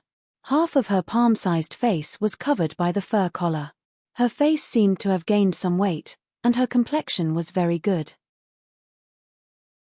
When their eyes met, her eyes were filled with a gentle smile. You have to be careful. I will. Goodbye. Lu Heng suppressed the reluctance in his heart. He thought that Qin Yining and Pang Xiao could be protected very well together. He did not have to continue to worry. After making up his mind, Lu Heng turned and got on the horse. He left the group with Cao Yuqing and Liao Zhibing. Pang Xiao looked at Lu Heng's back. He pursed his lips and then smiled freely. His large hand pulled Qin Yining's small hands that were hidden in the cloak. He huffed and did his best to help her warm them up. Are you cold? Come, let's go back to the tent to rest. Qin Yining smiled and nodded. He carefully lifted the hem of the cloak to prevent it from dragging on the snow and getting dirty. His other hand was held tightly by Pang Xiao's warm and dry large hand. He followed closely beside him. When are we going to enter the city? Pang Xiao smiled and said, we have to make some noise and attract the attention of those people. Only then will it be easier for Brother Lu and the others to enter the city. I think that after lunch, I'll have someone send a letter to the city saying that this king has returned with his princess consort. Have them open the city gates and come out to welcome them. Qin Yining laughed when he heard this. Your Majesty must have arranged people in the city. Since he has already announced to the world that you have committed treason, then he must know that you went to Tayton to find me. Right now, there must be people in charge of watching you in the city. They are waiting for you to come back so that they can arrest you. You want them to welcome you on their knees. Do you want them to kneel in fear? Pang Xiao said indifferently, it doesn't matter if they beat them to kneel or scare them to kneel. We won't kneel. His large hand rubbed her head. Because the warm hat was a bit big, when he rubbed it, her hair bun loosened. The hat also covered her eyes. She looked very cute. Qin Yining said angrily, what are you doing? She raised her hand to adjust the hat. Pang Xiao pressed the hat down so that it covered Qin Yining's eyes. He bent down and gently bit her lips. Then his nimble tongue went straight in and danced with her. Because her vision was blocked by the hat, her senses were much sharper than usual. Qin Yining felt that her whole body was about to burn. She breathed in his scent, and even her body was surrounded by his scent. She didn't know if it was because of the lack of oxygen, but for a moment, even her legs felt a little weak. By the time she regained her senses, Pang Xiao had already placed her on a simple wooden bed in the tent. Pang Xiao's arm was propped up beside her face, and his entire body was leaning over her. His pair of phoenix eyes seemed to be lit with a ball of fire. That single spark was unstoppable, and very soon, she was also set ablaze. Qin Yining naturally fell asleep during lunch. In the afternoon, when she woke up from her sore and tired body, Pang Xiao had already finished negotiating with the city. Pang Xiao squatted by the bed. He didn't look like he had done any strenuous exercise at all. He looked refreshed as if he had eaten a tonic. Qin Yining rubbed her sore waist and glared at him fiercely. Pang Xiao smiled, grabbed her hand, and kissed it. Are you awake? Are you still feeling unwell? When we enter the city later, let's go to the relay station and continue sleeping, okay? Get up first. Be good. As he spoke, he pulled her up as if he was coaxing a child. Qin Yining was coaxed until her face and ears turned red. She said angrily, I'm not a child. Don't be so mushy. Mushy? How is it mushy? Sweetheart. Baby. Big baby. Little sweetheart. Pang Xiao deliberately lowered his voice. His deep and magnetic voice blew into Qin Yining's ears. That voice made her heart flutter, and her face turned even redder. Who's your little sweetheart? You're the little sweetheart. Pang Xiao saw that her face was so red that it looked like blood was going to drip out. He couldn't help but hug her and let her sit on his lap. He rocked her like he was holding a child. Why do you think I like our sister Yi so much? To tell you the truth, you're my sweetheart, my baby. If you're not by my side, I'll miss you very much. In the past, this feeling wasn't so strong. I definitely missed you, but it wasn't that I couldn't leave you for even a moment. But after this incident, I'll panic if I don't see you in front of me for a while. I'll worry if you've been kidnapped again. Speaking of this, Pang Xiao lowered his head and kissed her forehead. Tell me, did you steal my heart? Qin Yining buried her face in Pang Xiao's chest, leaving only her red ears outside. She said in a muffled voice, nonsense. Who taught you to say such things? Seeing that Qin Yining was really embarrassed, Pang Xiao didn't say these words that would make her blush and her heart beat faster. He personally helped her change her clothes, put on her shoes and socks, and also roughly combed her hair. Although his skills were not very good and it hurt her scalp, the hairstyle was very beautiful. Pang Xiao helped her put on a black sable cloak and carefully straightened her collar. Only then did he smile and say, "My baby is so beautiful." As he said this, he gave her a loud kiss on the cheek. Qin Yining's face was even brighter than if she had put on rouge. She was too embarrassed to stare at Pang Xiao, so she obediently followed him out of the tent. Huzi and the rest of the Jinghu Wei were already prepared. When they saw Pang Xiao and Qin Yining coming out, they all held their horses and stood still. The military formation was very strict. Pang Xiao ordered in a loud voice after he had finished packing. "Let's go." Yes. With Pang Xiao's order, everyone got on their horses and headed straight for the Tianyu Pass at the border between Taitan and Daeju. The northern border of Daeju had a total of 4 prefectures. They were the Tianyu Pass, Tianlang Pass, Tianshu Pass, and Tianmen Pass. The one closest to the front lines was the Tianyu Pass. In the past, the Dragon Legion Corps led by Ji Ziyu guarded this place. Although the Dragon Legion Corps was still stationed here, their commander had changed many times. The current commander was called Kang Cheong, and she was someone that Li Chitian arranged. She didn't get along well with the previous generals of the Dragon Legion Corps. Ever since Prince Zhongxian committed treason, the court was like a pot of boiling water being poured into hot oil. It was as if the heavens and earth had been turned upside down. As he knew that Pang Xiao had brought the house soldiers to the Taitan, Li Chitian arranged for a trusted general to bring 100 men to guard the Tianyu Pass. They were waiting for Pang Xiao to return and take him down. The official that Li Chitian sent was called Yi Binghu, and he was 29 years old. He was currently a grade 5 martial righteous general and was temporarily in the Jingju camp. However, he had some connections with the Tiger Legion Corps. It was common knowledge that Pang Xiao's brave Tiger Army had gone through strict tests and selections.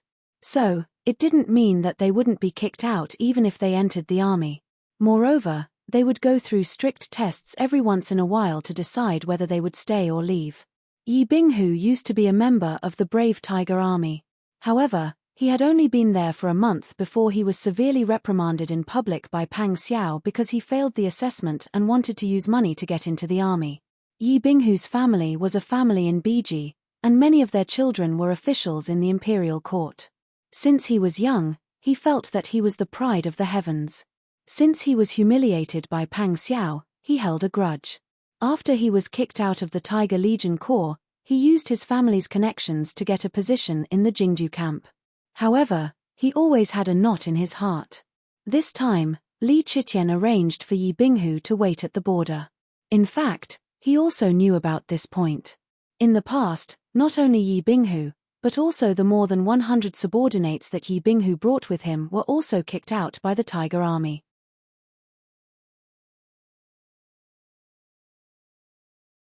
Chapter 555. Qin Yining rode beside Pang Xiao on his horse. When the group arrived at the city gates, they saw that the gates were already slowly opening. Over 100 soldiers rushed out from the gates and lined up on both sides. The sharp ends of their weapons were all pointed at Pang Xiao's group. Then, a man in his 40s wearing golden armor rode out on a horse. Behind him was a middle-aged man with big shoulders and a round waist. The armor of the capital's military camp was particularly eye-catching. Pang Xiao held onto the reins of his and Qin Yining's mounts with one hand and played with the whip in his hand with the other. He raised his eyebrows and smiled. "Not bad. You're welcoming this king with a great lineup. This king is very gratified." Yi Binghu's face turned red with anger when he heard this. He almost fell off his date-red horse. He urged his horse forward and reprimanded in a deep voice, "Hey, you traitor, you still have the face to speak nonsense here." Pang Xiao didn't even look at Yi Binghu. He smiled and urged his horse forward. He cupped his hands towards Kang Cheong, Marshal Kang. "Long time no see." Wang Yi. Kang Cheong hurriedly cupped his hands in return and smiled. "Wang Yi must be tired from the journey. Please enter the city to rest first. This official has already ordered people to clean out the best room in the relay station. Hot water and wine have already been prepared. The welcome banquet has also been prepared. We're just waiting for Wang Yi. I'll have to trouble Marshal Kang to make the arrangements." Pang Xiao smiled and nodded. He was about to lead Qin Yining and his brothers into the city. When Yi Binghu saw this, his eyes turned red with anger. He kicked his horse's abdomen and rushed forward, blocking Pang Xiao's group. No. You're a traitor. How can you enjoy such great treatment? Since you still know to come back to the country, you should have some shame. You betrayed Da Ju back then. Now that you're back, you're a sinner. It's fine if you're not shackled. You still want to have a welcome banquet? Yi Binghu said as he pulled out his sword from his waist. He pointed it at Pang Xiao and said, "Men, arrest this traitorous criminal for this general." Silence. It was still quiet.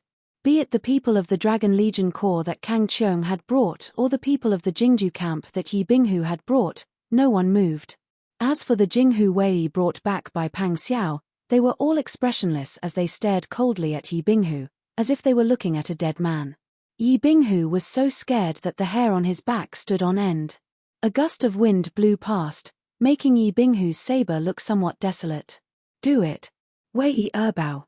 Li Daniu. And you guys. Yi Binghu turned around and pointed angrily at his subordinates. Pang Xiao chuckled and urged her horse forward, as if she didn't care that Yi Binghu's sword was pointed at her. She passed by the soldiers wearing the uniform of the Jingji Guard and called out their names one by one. Wei Erbao, you seem to have put on weight again. Li Daniu, you're still laughing. Look at your cigarette teeth. I told you to smoke less. Qian Dong, look at you. Did Wei Erbao steal all your food? TSK, Wu Xiaogui, why are you still as skinny as a monkey? Every time Pang Xiao passed by someone, she could accurately call out their name. She could even casually laugh and tease them. It was clear that although these people were people who had failed to be selected from the Tiger Legion, Pang Xiao had never forgotten them. She even remembered their likes and dislikes. When these people saw Pang Xiao, their eyes were filled with worship. There was no hatred at all.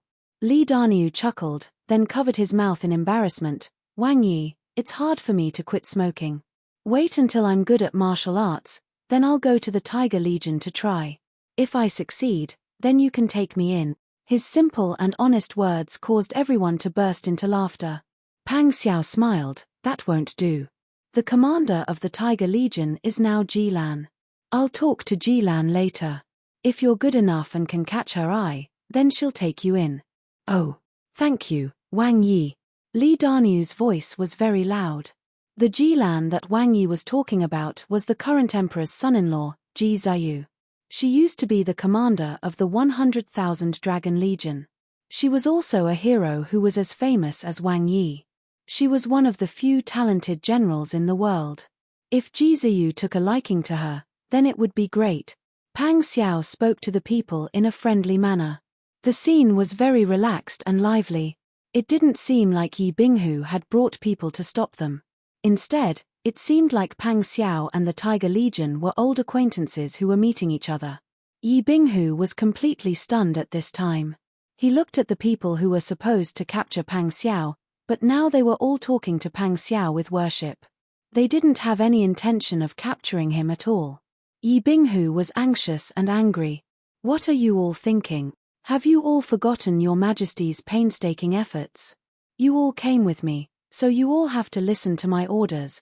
I order you all to immediately capture Prince Zhongxian and Princess Consort and bring them back to the capital.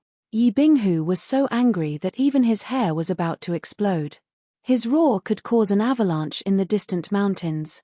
However, none of the people close to him were willing to listen to him. Although he came with orders, his orders weren't imperial edicts. If no one was willing to listen to his orders, what could he do by himself? In particular, the group of followers brought by Pang Xiao were all glaring daggers at him.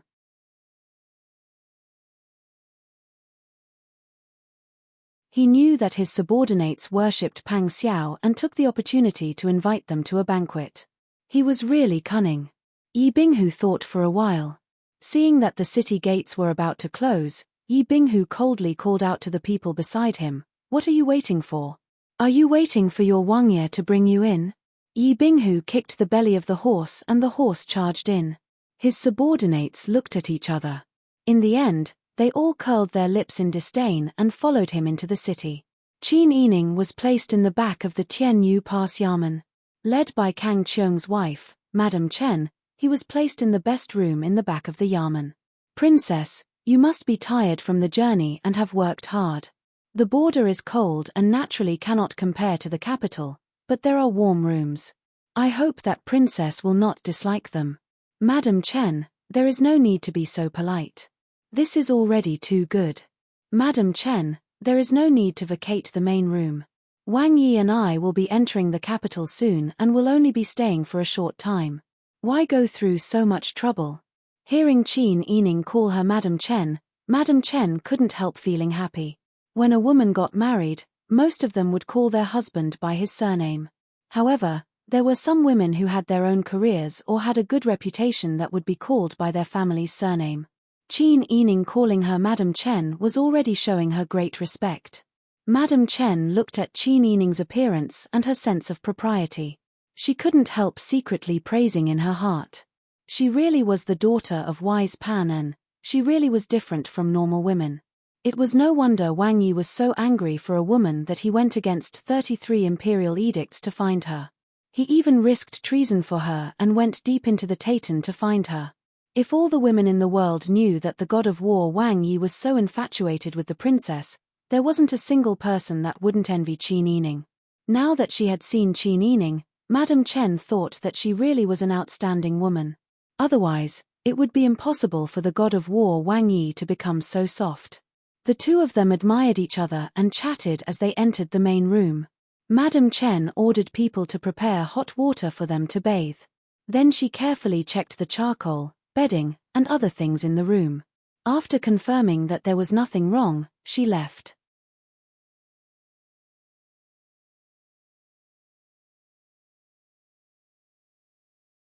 His gaze had already been attracted by the firm muscles on his abdomen. When he realized what he was looking at, he hurriedly turned his face away and replied, "Oh." Pang Xiao loved this look of hers so much that he jumped onto the bed lightly. "Do you want to try their wine?" Qin Yining felt that she had to find a topic to divert attention. Pang Xiao took the initiative to mention the wine, which was exactly what she wanted. She nodded and said, "Okay, why don't you ask them for some more?" "No need to ask them, I have some here." As Pang Xiao spoke, he held the back of her head with one hand and pressed her against him. Their lips and teeth intertwined. The faint fragrance of wine and tea really made Qin Yining dazed. She didn't know if the wine was too mellow or if it was Pang Xiao's embrace and words of love that were too moving, but Qin Yining felt that she was already drunk. In a daze, she thought that if this continued, they might have a child soon. Kang Qiong's hospitality was very considerate. Qin Yining and Pang Xiao also lived very comfortably. Qin Yining had suffered a lot outside and his body had suffered a lot. Pang Xiao asked Madame Chen for help the next day to find a doctor to help him recuperate. The doctor was an old man with white hair and a white beard. After treating Qin Yining, he also took a look at Pang Xiao and gave them a prescription. Pang Xiao took the prescription to a doctor in Jinghu Wei. After confirming that there were no problems, the two of them began to recuperate together. At the same time, Pang Xiao was also invited by Kang Qiong to take a look around the Dragon Legion's barracks.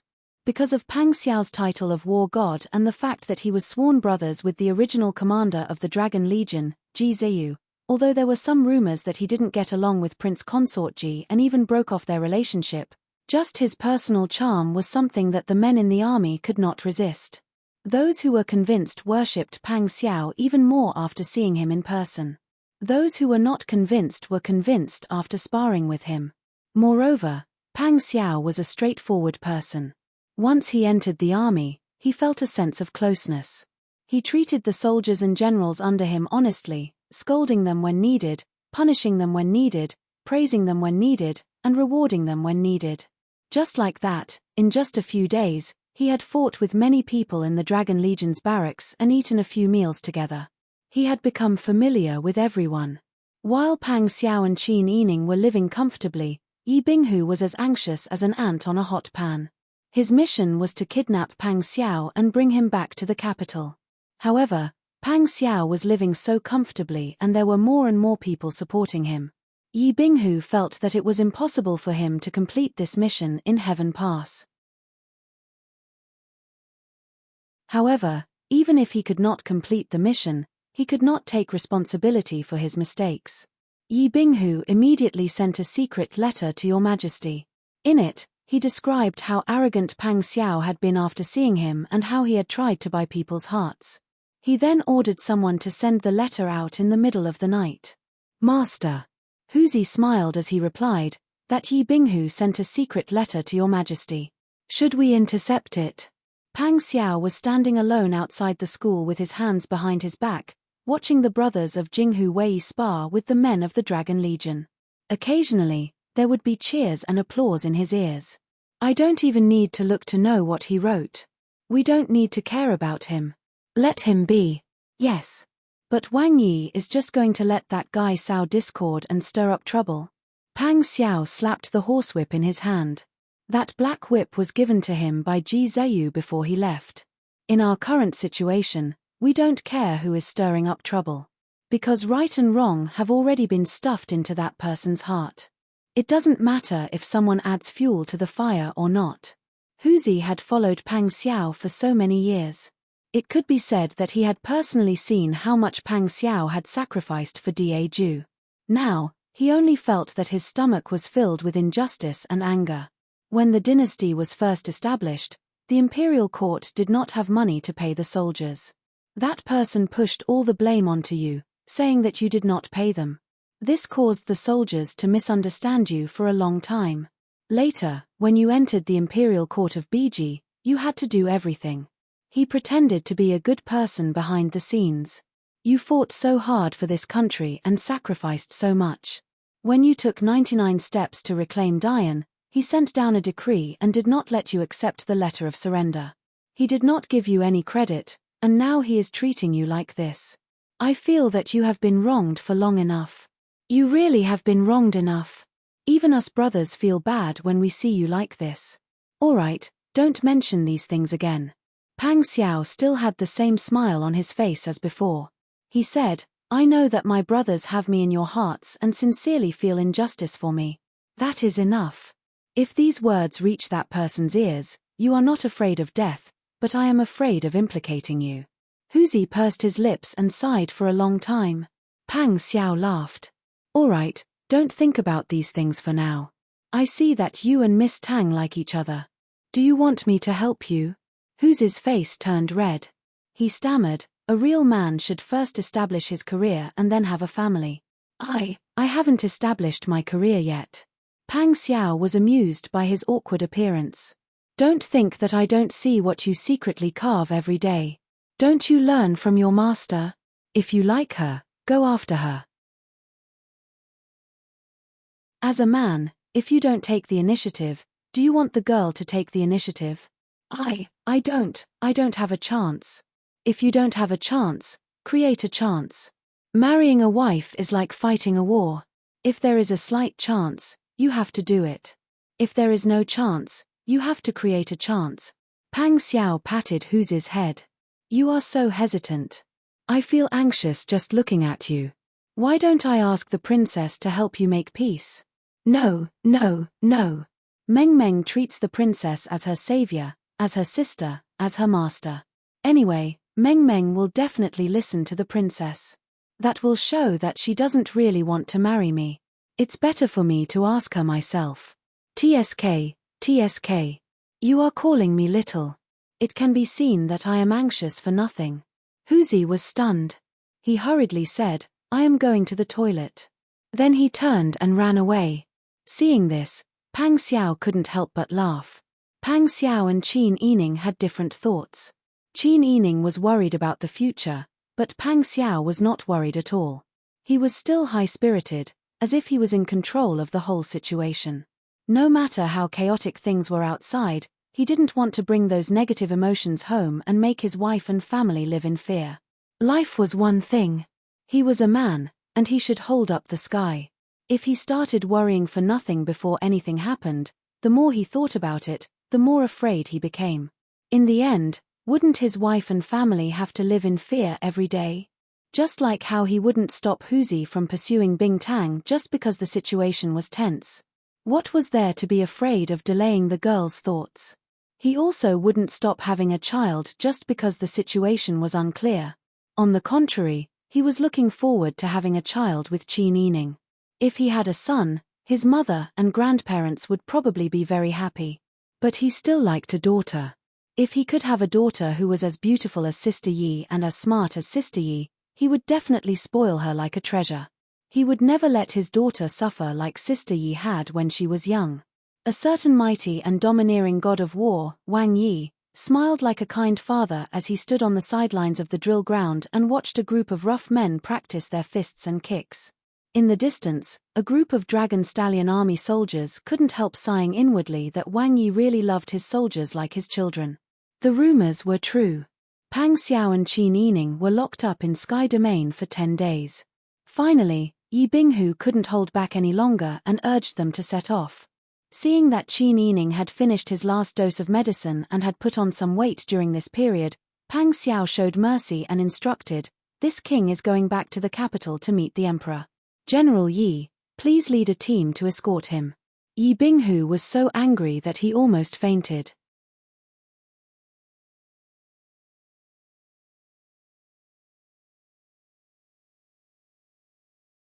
Chapter 557. The journey from Sky Domain Pass to Sky Wolf Pass was twice as slow as before. Because Pang Xiao was afraid that Qin Yining would catch a cold, she used the most spacious and warm carriage as a prince's guard of honor. Along the way, they would stop to rest whenever there was a nice scenery or a market in a small town. Along the way, it didn't seem like they were returning to the capital to atone for their crime, but more like they were taking their Wangfei out on a trip. Yi Binghu was so angry that his head hurt the whole way, but the people around him were especially respectful of Pang Xiao and would echo Pang Xiao's every word. Qin Yining lifted the warm curtain of the carriage and looked out. Seeing Yi Binghu's taut face, which seemed to have lost a lot of weight in the last few days, she couldn't help leaning back into Pang Xiao's arms and saying softly, "If this goes on, I'm afraid that General Yi's tall and strong figure will disappear. I've seen him barely eat these days." Pang Xiao leaned back against a large pillow and half reclined with her long legs bent. She held a military book in one hand and hugged Qin Yining to her chest with the other. The two of them were covered in a thick blanket together. Qin Yining even held a small heater in her arms, which was very warm and comfortable. That person has evil intentions and thinks he's infallible. It's a good thing if we can temper his character this time, but if not, we can't do anything about it. The reason why the Tiger Army kicked him out back then was because his character was too unstable and could easily affect the overall situation in the army. Hearing this, Qin Yining couldn't help laughing. "It seems that you know your subordinates very well. This is what they mean by knowing how to use people wisely." Pang Xiao smiled and kissed the top of Qin Yining's head. "It's like playing chess. You always have to be clear about the role of each chess piece and what they can do on the board." Qin Yining nodded and turned over in Pang Xiao's arms. "That's why I said that person isn't as good as you." Pang Xiao was amused by her praise. "You're biased towards me, so you think I'm better in everything. That's not it. Anyone with a discerning eye could tell who was more outstanding. If you weren't really outstanding, would those brave men in the army acknowledge you?" 10,000 words of praise from outsiders were not as comforting as a single word from Qin Yining. Pang Xiao happily kissed her cheek and whispered in her ear, "Your husband is very happy with your praise." Qin Yining buried his entire face in Pang Xiao's arms. He couldn't hide the smile on his face as he said, "What a glib tongue. How can it be glib? Every word comes from the bottom of my heart." The blanket was too warm, and the pillow was too comfortable. Qin Yining hugged the heater in his arms and felt a little dizzy. His eyelids gradually became heavy. Seeing Qin Yining curled up in his arms like a kitten, Pang Xiao felt even more tender.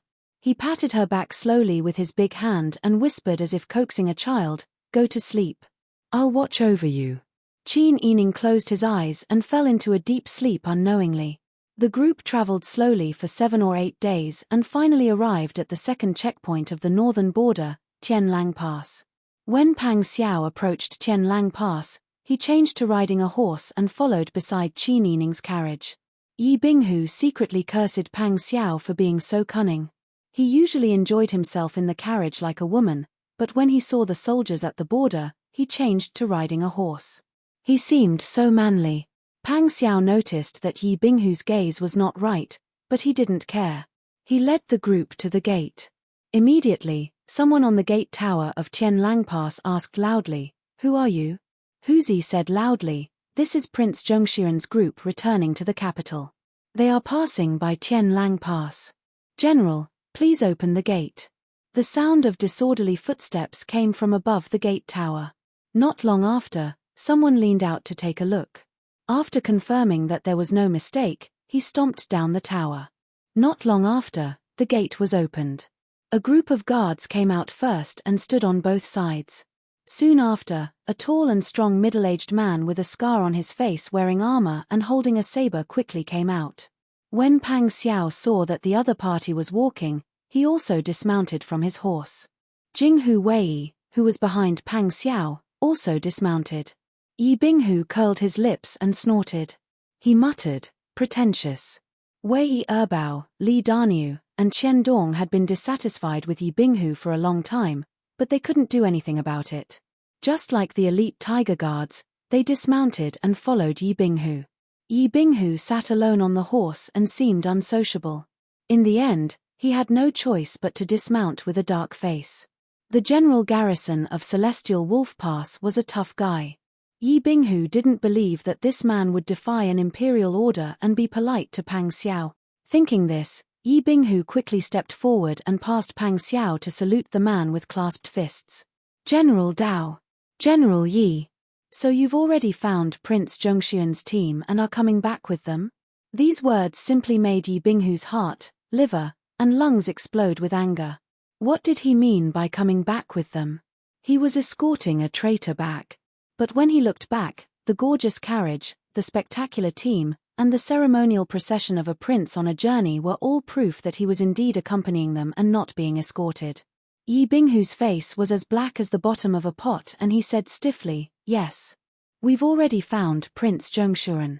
General Yi, have you arranged accommodation for Wang Yi and his party to stay for the time being?"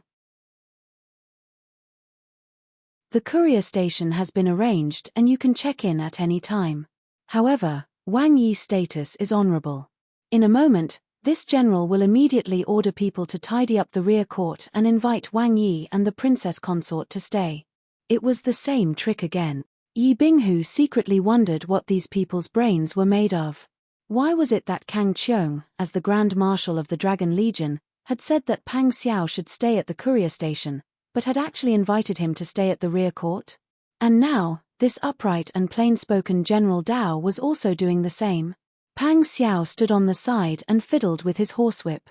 He couldn't help laughing as he watched Yi Binghu's expression change. When General Dao's gaze fell on the horsewhip in Pang Xiao's hand, he stared blankly for a moment before he stepped forward and saluted respectfully. This general, Dao Jun, pays his respects to Prince Zhongshuren. This was Dao Jun. Pang Xiao saw that there was a scar on this man's forehead that extended all the way to his brow bone. He also had an opium pipe on his waist. His skin looked rough, and he looked a little old. But, he looked like he was in his early 30s. These characteristics were the same as what Ji Ziyu had said. Pang Xiao understood. This man was the leader of Ji Ziyu's 100 or so trusted aides. He had probably become even more respectful after seeing Ji Ziyu's horsewhip. "Rise. This king has yet to congratulate General Dao on your honorable promotion." When he had left, Ji Ziyu had said that Dao Jun was a military officer.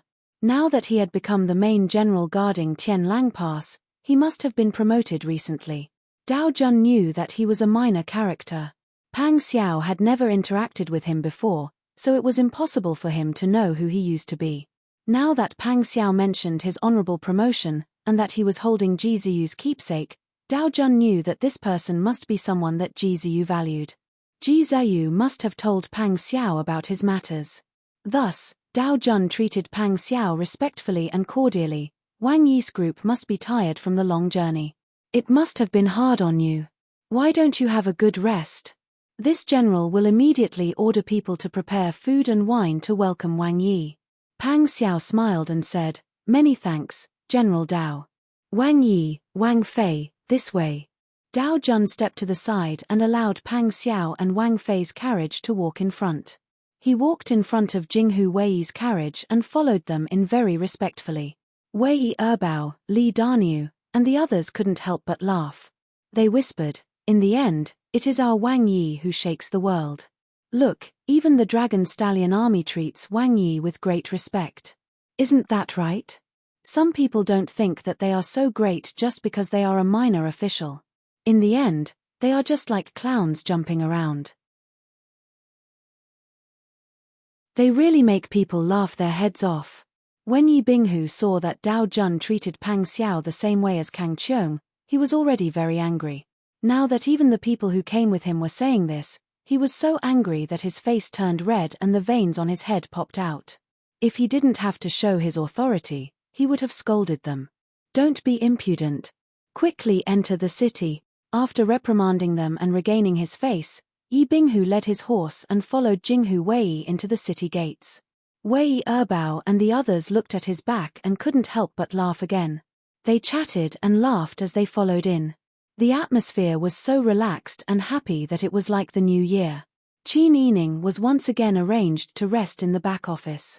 Pang Xiao still brought people to attend the banquet. At the banquet, he also brought Ji Ziyu's whip with him. He saw many people who were very respectful and close to him when they saw him. After the banquet, in the main hall of the back office, Dao Jun respectfully bowed to Pang Xiao and said, "Wang Yi, since Master Bai is willing to give the token to Wang Yi, he is also giving over 100 of our brothers to Wang Yi. If Wang Yi has any orders, just say it. We will die 10,000 times to help." Pang Xiao felt even more grateful to Ji Ziyu. He supported Dao Jun with both hands and said with a smile, "You don't have to be so courteous. This king needs to return to the capital to be interrogated. He doesn't have anything to do for the time being." Dao Jun heard this and said, "Wang Yi, please forgive me for speaking bluntly. Your return to the capital this time is not optimistic. Your Majesty might want to kill you." Pang Xiao saw that Dao Jun was actually so honest. He knew that this was Ji Ziyu's subordinate who saw the whip and treated him as his master.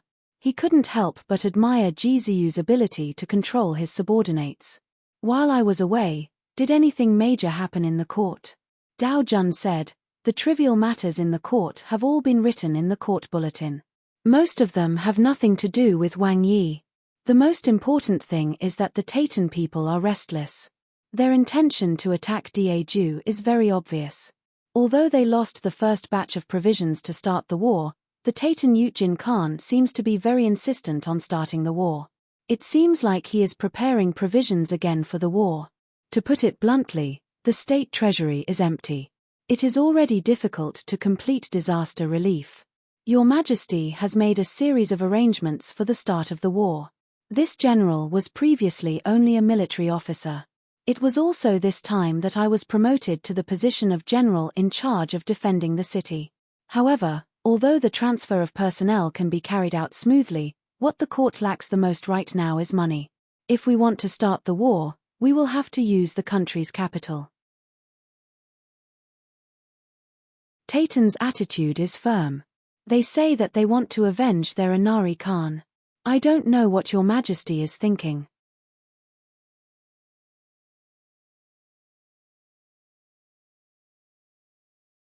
Chapter 558. Pang Xiao's expression was grave. This matter was related to Qin Yining, and it touched his heart. Not to mention that Li Chitian hadn't done it yet, Pang Xiao couldn't bear it even if someone mentioned it. Seeing that Pang Xiao's expression was so ugly, Dao Jun couldn't help but sigh.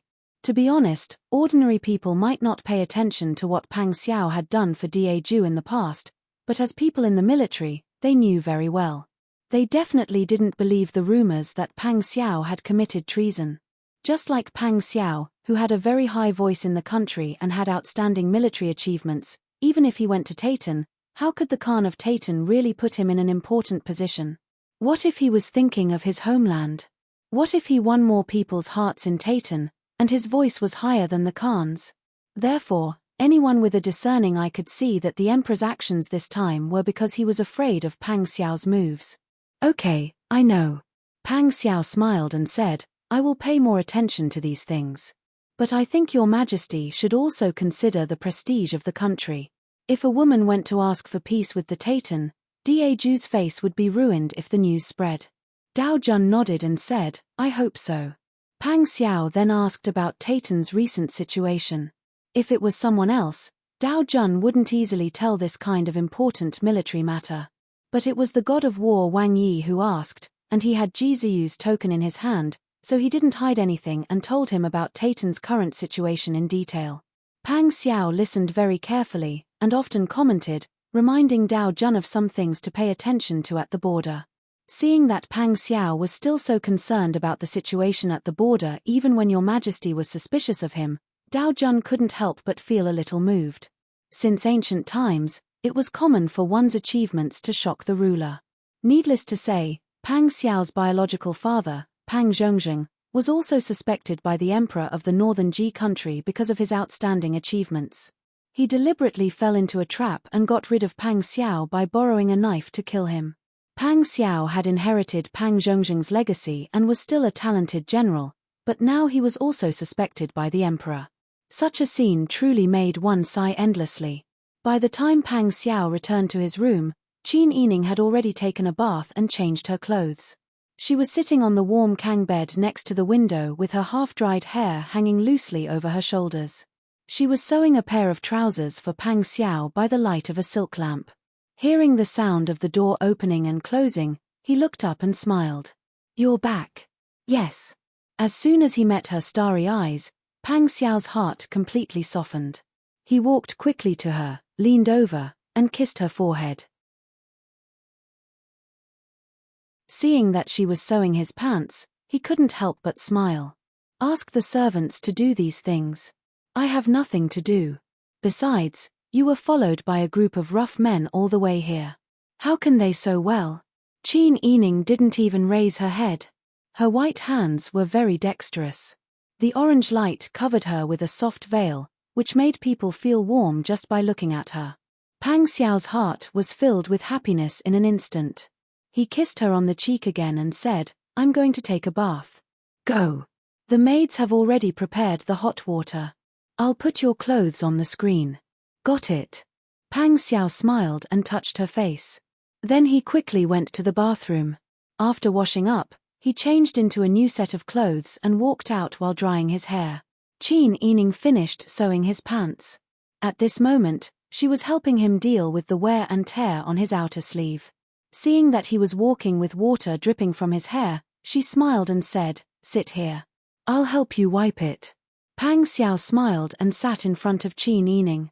Qin Yining knelt behind him and carefully wiped his hair with a cotton handkerchief. Pang Xiao closed his eyes and enjoyed the beauty and peace of this moment. When she gently massaged his scalp with her fingers, he smiled and said, Okay, it's too tiring to raise my arm all the time. You don't have to massage it. How tiring can it be? Qin Yining didn't want to stop and asked, General Dao just asked you to go over. What's the matter? Pang Xiao didn't show any emotion and avoided the important point and said, I asked him about the Taitan's current situation. Sai Qin is recruiting soldiers and collecting food again. It seems like he still hasn't given up on the idea of invading the south. I always feel that it's a bit strange that he's so determined to expand his territory like he's possessed. Qin Yining thought for a moment and couldn't help but say, Actually, I feel the same way. In the past, I always felt that Sai Qin wanted to take control of the Taitan's government. Although his ambition is great, he's now the Taitan Khan. Moreover, after his actions, his support in the Taitan is very high. Being the overlord of a region should be in line with his wishes. It's just that his ambition to conquer the world is so great that it surprised me. Actually, I have an unconfirmed guess. Oh, tell me about it. Pang Xiao stretched out his long arm and pulled Qin Yining over to sit on his lap. Qin Yining put down her handkerchief and held his arm as she said seriously, This idea of mine came to me suddenly. I don't have any evidence, so it can't be taken seriously. Pang Xiao held her delicate hand and played with it as he smiled. Just say it, There are no outsiders here. Moreover, I always felt that a woman's sixth sense is very accurate. You're like this, my mother and grandmother are also like this. Sometimes, they'll have inexplicable ideas. For example, they'll say that something will be dangerous if it doesn't succeed. Reality proves that they're right. So, tell me about it. Maybe you can give me some ideas. Qin Yining nodded and said, I think that during the Dian War, Tian Jizi changed her name to Fairy Liu and hid in the Dian in the name of evading pursuit. On the surface, it seemed that she had always been in the fairy temple, but in reality, she had some dealings with the demon empress and the fatuous emperor. She also had many dealings with the nobles in the court. Although she didn't have many dealings with them, sometimes she just needed to subtly influence something. Later, seeing that the Dian imperial court was about to collapse, Tian Jizi went to the Taitan. I also saw her in the Taitan palace. At that time, her intention to stir up trouble was even more obvious.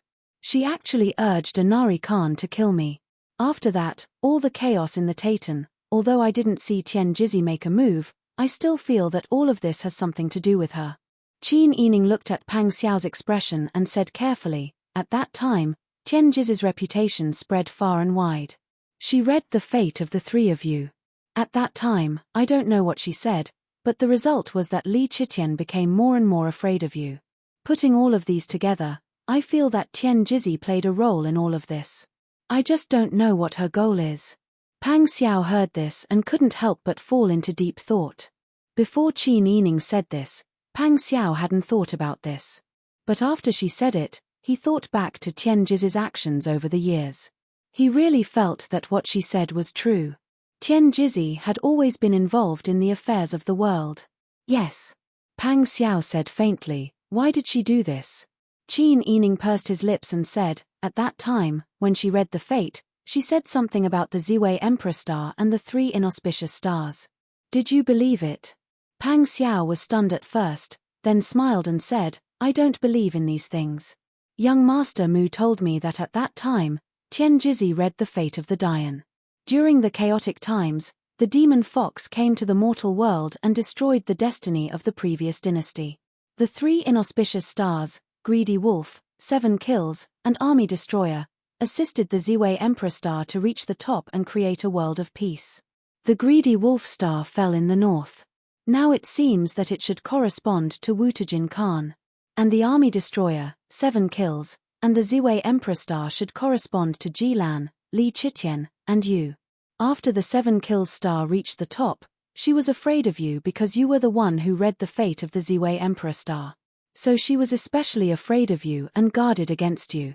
And Li Qitian's hostility towards Prince Consort Ji was relatively weaker. I'm thinking, are these calculations real or not?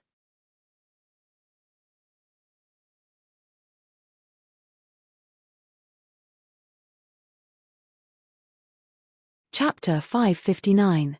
Yi Binghu burned incense and took a bath. He devoutly opened the secret edict. The short sentence on it almost made him cry. The secret edict instructed him not to be disrespectful to Prince Zhongshiren and Wang Fei. He had to win them back as a prince and treat them with respect on the way. What did Your Majesty mean by this? Originally, he had been ordered to escort Pang Xiao back to Jing like he was a criminal. He was to put him into a prisoner carriage and bring him back to be convicted. Why did Your Majesty go back on his word now? He had already shed all pretense of cordiality with Pang Xiao. Now he had to be respectful and courteous to Pang Xiao according to the edict. Wouldn't he lose face? Yi Binghu was furious, but he didn't dare to really be angry at Your Majesty. He could only blame this on Pang Xiao. If it wasn't for Pang Xiao, would he have lost so much face? In the past, he had been the one to lose face in the Tiger Army. Now that he was outside, he was the one who had been ordered to escort the criminal. Now, he had to bow and scrape. Yi Binghu was angry, but he couldn't find a solution. In the end, he could only grit his teeth and change his attitude. When he saw Pang Xiao, he knew to bow and use honorifics. He didn't urge them to set off every day. Pang Xiao saw all of this. When he returned, he told Qin Yining about it as a joke.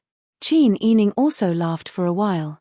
Then he said in puzzlement, why did he suddenly change his attitude? There must be something fishy going on. Investigate carefully. There must be some reason that made him change his mind. We are thinking of the same thing. Pang Xiao looked at Qin Yining with praise and pity in his eyes. Your Majesty gave him a secret edict. Our people intercepted and read it before sending it to him. Your Majesty told him to treat us with respect. Qin Yining understood as soon as he heard this. It seems that the capital is ready. Your Majesty is afraid of scaring us. If we run away halfway, the trap he set up will be wasted. That's right. Your Majesty also wants to save face. Not many people believed him when he said I betrayed the country. Not to mention my character and achievements, even if my wife killed the Taitan Khan, I wouldn't betray the Taitan. Your Majesty may have been so angry that he said I betrayed the country. Now that His Majesty has changed his mind, perhaps it's because there are too many people who don't believe in this matter, and the public opinion is too great. His Majesty's face is affected, so he naturally has to find a way to settle this matter. The best way is to coax us back first. It will be easier for him to deal with us when we are under his nose. Qin Yining nodded and frowned worriedly. Perhaps because she was too anxious, she felt her stomach churn again and felt a little nauseous. However, she didn't want Pang Xiao to worry, so she kept swallowing her saliva to suppress the nausea. Pang Xiao was the most observant, and Qin Yining was his sweetheart. These days, Qin Yining didn't have a good appetite. When she woke up this morning, she felt nauseous and retched. She said her stomach was uncomfortable. At this time, when he saw her pale face and how she kept swallowing her saliva and holding her breath, he couldn't help but worry. Is your stomach still uncomfortable? Is it still nauseous? Qin Yining shook her head. Because she tried to hold it in, her eyes were already filled with physiological tears. However, in the end, she couldn't hold it in. She pushed Pang Xiao away and leaned over the Kang bed to vomit. Pang Xiao immediately panicked. He helplessly patted her back and said, "What's wrong? What's going on?" Then, he shouted towards the outside, "Someone, quickly go and get a doctor." Dao Jun didn't bring his family. There were no female family members in the Yamen. Even the maidservants in the courtyard were prepared by Pang Xiao and the others after they arrived. When they heard Pang Xiao's earth-shattering roar, the maidservants were scared silly. They were stunned for a moment before they ran out in a panic to call a doctor. Qin Yining vomited the porridge she ate in the morning. However, before she could spit it out, the porridge rushed into her nose.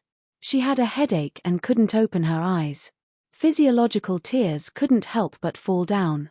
Pang Xiao was so distressed that he almost cried along with her.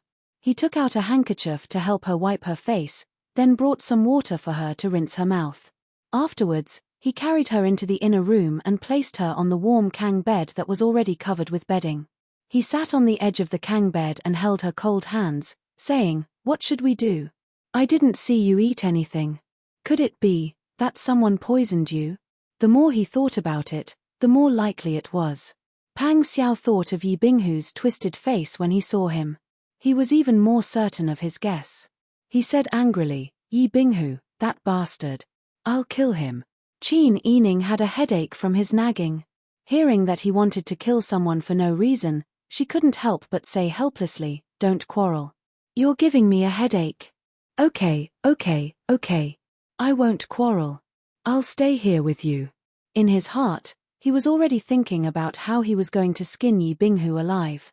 He didn't care whether Yi Binghu was sent by the emperor or not. Whoever dared to touch his wife, he would dare to take their life. The doctor came in a moment. Dao Jun heard the news and also came with the doctor. Pang Xiao asked the doctor to treat Qin Yining while he waited on the side. Dao Jun stood in the yard. His emotions were complicated. Wang Yi was deeply in love with Wang Fei. If something really happened to Wang Fei, how would he deal with Wang Yi's infatuation? But he also rejoiced.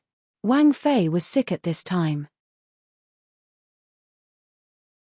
Wasn't this the perfect time to delay Pang Xiao's return to Jing? Speaking of which, Wang Fei was sick at the right time. Inside the room, the old doctor carefully checked the pulse of Qin Yining's hands. Then he said to Pang Xiao, "Can you let Wang Fei show her face so this old man can see Wang Fei's complexion?" Pang Xiao immediately lifted the hanging curtain on the Kang bed slightly. The old doctor examined and then looked at the coating on her tongue. He smiled and said, "Congratulations, Wang Yi. Wang Fei is pregnant." Qin Yining's eyes widened in shock. Pang Xiao was petrified like a statue. A moment later, he asked, "What did you say?" "Congratulations, Wang Yi. Wang Fei is pregnant. She should be more than a month pregnant.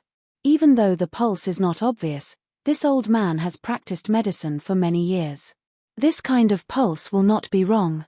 Qin Yining couldn't help but secretly count his days. It really seemed like he hadn't come for almost 2 months. After she and Pang Xiao were reunited, she didn't know how many times they had been together. Counting the time, it seemed like this was the first time since they had reunited. Qin Yining saw Pang Xiao suddenly grin like an idiot. He, pregnant. I'm going to be a father soon." The old doctor saw the handsome Wang Yi in front of him show such a silly smile. He remembered that he also had this kind of moment when he was young. He couldn't help but smile and cup his hands, saying, "Congratulations, congratulations. Wang Yi will be a father around the winter or 12th lunar month." Pang Xiao nodded happily. He called loudly for Huzi to come in. "Old Mister's medical skills are great. You cured well. Quickly give me a big red seal.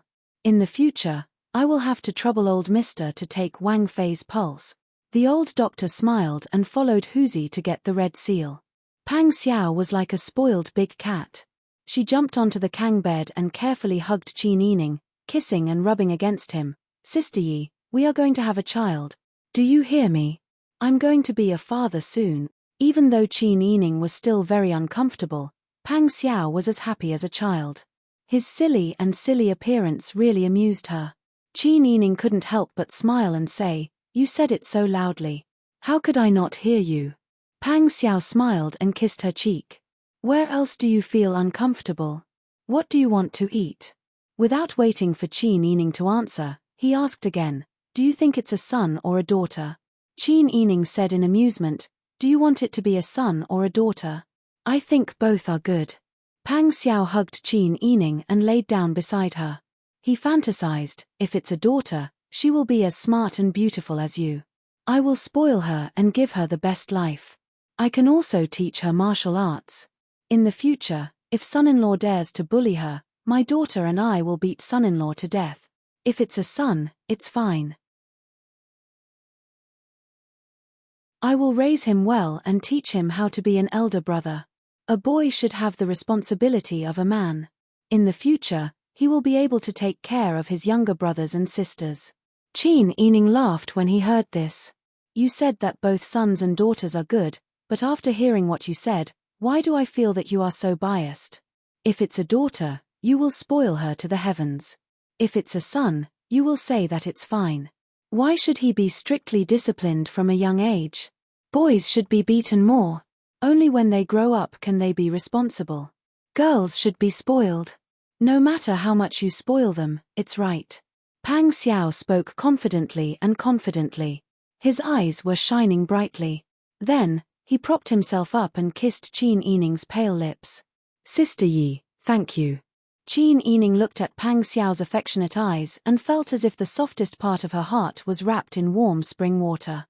She couldn't help smiling, stretched out her arms to hug his neck, and took the initiative to kiss his cheek. "Why should I thank you? We are husband and wife. If the child calls you father, he will also call me mother. If I thank you, should I also thank you? You see, this is how you think.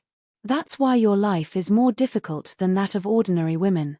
Pang Xiao also hugged her and said with a smile, "After 10 months of pregnancy, you still have the most difficult life.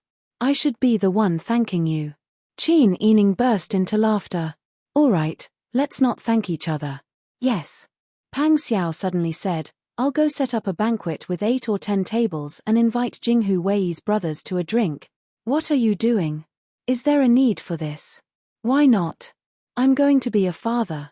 What's wrong with celebrating?" Pang Xiao was so happy that he looked like a child who had finally eaten candy. He walked out and gave orders. Dao Jun, who had been waiting in the yard, smiled and congratulated. He also said that he would bring his brothers to drink a cup to celebrate. After Pang Xiao gave orders, he immediately returned to the room. The 4 servant girls and 2 experienced women that Dao Jun had sent over were not used by Pang Xiao. He did all the work of serving tea. The servants all praised, Wang Fei and Wang Yi are deeply in love and Wang Fei is so lucky. In contrast to the laughter here, Yi Binghu's face was dark with anger when he received the news that Wang Fei was pregnant.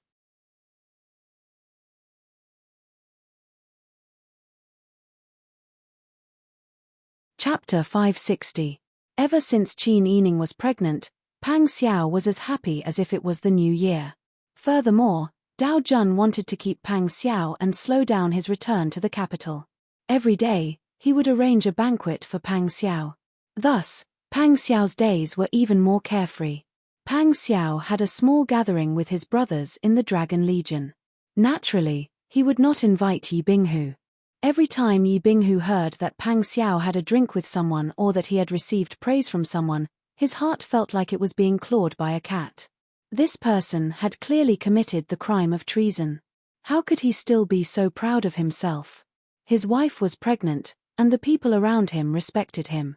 Even the people's voices were getting louder and louder. He had come with the order, but he was ignored like a dried vegetable.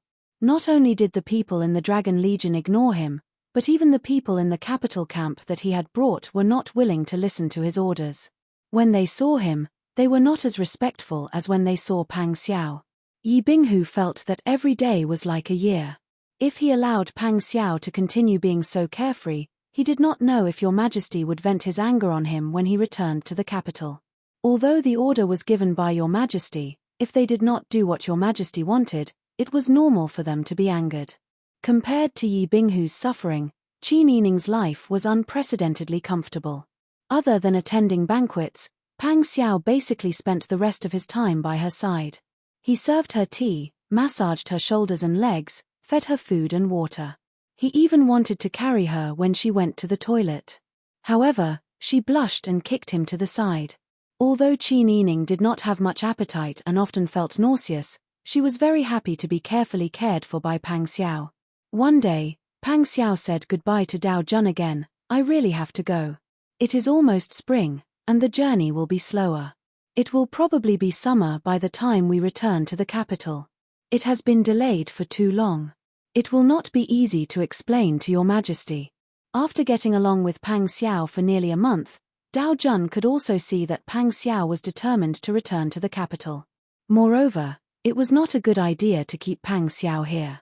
Yi Binghu was a person who was not sweet when making candy, but sour when making vinegar. If Yi Binghu really complained, it would be difficult to handle. Thinking about this, Dao Jun could only sigh. Wang Yi, you have to be careful this time. I was at the border when I heard good news from Prince. Pang Xiao nodded with a smile. He patted Dao Jun's shoulder and said, Thank you for your kindness. Thank you for taking care of me these days. Thank you. Your Highness is Bai Shong's good friend and the god of war that my brothers worship. What I did was nothing much. I don't deserve Your Highness' thanks. If there is a chance in the future, we will get drunk again. Pang Xiao smiled and nodded. He said seriously, Okay, let's get together in the future. Pang Xiao went back to make arrangements for departure. The servants were busy packing the luggage. Yi Binghu finally breathed a sigh of relief when there was movement. He secretly thought about the following Tianshu Pass and Tianmen Pass. He could not let Pang Xiao delay like this. Otherwise, he would not be able to finish the journey back to the capital in a year. However, Yi Binghu's worries were unnecessary. Pang Xiao did not intend to delay the journey. He would not deliberately delay the following journey. Although the guards of Tianshu Pass and Tianmen Pass were still warm to Pang Xiao only stayed for a day or two before setting off again. Seeing that the 4 passes at the border had been passed, the journey was smooth. They were getting closer and closer to the capital. Yi Binghu could finally breathe a sigh of relief. Anyway, the closer they were to the capital, the more people there would be. If Pang Xiao wanted to cause any trouble, it would be harder. A smile finally appeared on Yi Binghu's face that had been stretched out for a month. However, he could not smile after a few days. Because Your Majesty's decree ordered Yi Binghu to tolerate Pang Xiao, and allow Pang Xiao to return to the capital as a prince. The people along the way all knew that Prince Zhongxian had returned to the capital with Wang Fei. Wang Fei had killed the previous Khan of the Taitan. Wang Yi was also a hero that shocked the world. The common people held them, husband and wife, in high esteem. In addition, Li Qitian had previously announced to the world that Pang Xiao had committed the crime of treason and had defected to the Tartars. Now that he appeared in front of the people with his Wang Fei, and was still carrying the ceremonial procession of a prince, it was extremely thought-provoking. The people discussed it, and the scholars also discussed it. In the end, the discussion was divided into two factions. One faction felt that Pang Xiao had made great contributions to Daeju, and that Wang Fei had killed the Taitan Khan. She had been rumored to have committed treason because someone had started the rumor. Your Majesty should severely punish the person who started the rumor. The other faction felt that Your Majesty must have been afraid of Prince Zhongxian's military achievements, so he had started the rumor. It would make people think of the matter of Pang Zhongzheng. Of course, no one dared to say the second faction out loud. Usually, it was a group of people whispering in secret. But because this speculation involved the secrets of the imperial family, it was more accepted. Pang Xiao naturally noticed that people were spreading these rumors along the way, but he did not think much of it. At this time, his mind was occupied by Qin Yining. He did not know if it was because her body was too weak, or because the journey had been too tiring, but Qin Yining had been uncomfortable from the moment he got on the carriage. The feeling of nausea and vomiting grew stronger with the bumpy journey. If the road was smooth, it would be fine. But sometimes, the road was bumpy and uneven. The carriage was especially bumpy. Qin Yining threw up whatever he ate. In the end, Pang Xiao felt distressed. On such a journey, he wrapped Qin Yining in a mink fur cloak and carried him horizontally in front of him to ride with him. Yi Binghu was very anxious the entire journey. But urging did not have any effect. The speed of travel depended on whether Wang Fei was comfortable or not. Because of this, Yi Binghu felt that the journey would be delayed until the end of the year before they reached Jing. The Tiger Army camp 700 li outside of Jing had almost become a part of the scenery here.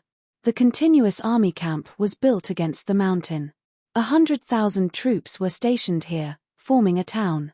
In the main tent of the Tiger Army camp, Ji Zeyu, who was wearing a fiery red cloak with an inscribed collar, was standing in front of a large map with his arms crossed and deep in thought. The map clearly showed the terrain of the 4 passes in the north and the Taitan border. It was so detailed that there were mountains, streams, and even a forest. It was clear that Ji Zeyu had guarded the north for many years and understood the border well. Head eunuch Li Guanwen furrowed his brows and bowed. He had been standing behind Ji Zeyu for almost the time it took to burn a stick of incense. When he arrived, Ji Zeyu remained in this position without moving. He passed on Your Majesty's question, but Ji Zeyu did not seem to hear it. Li Guanwen could not help but wonder if Prince Consort Ji was thinking about some important problem of marching and fighting, so he did not hear him at all. Li Guanwen hesitated. He wanted to ask again, but he was afraid that he would interrupt Prince Consort Ji's train of thought. Standing there was boring, so he tilted his head to peek at the map. But Li Guanwen's daily activities were limited to the small plot of land within the palace walls. After looking at it for a long time, he could not figure out where this map was. Li Guanwen could only wait patiently. He thought that martial artists were very sensitive to the food around them. Perhaps Prince Consort Ji would discover that there was a living person standing behind him. He waited like this for the time it took to drink a cup of tea.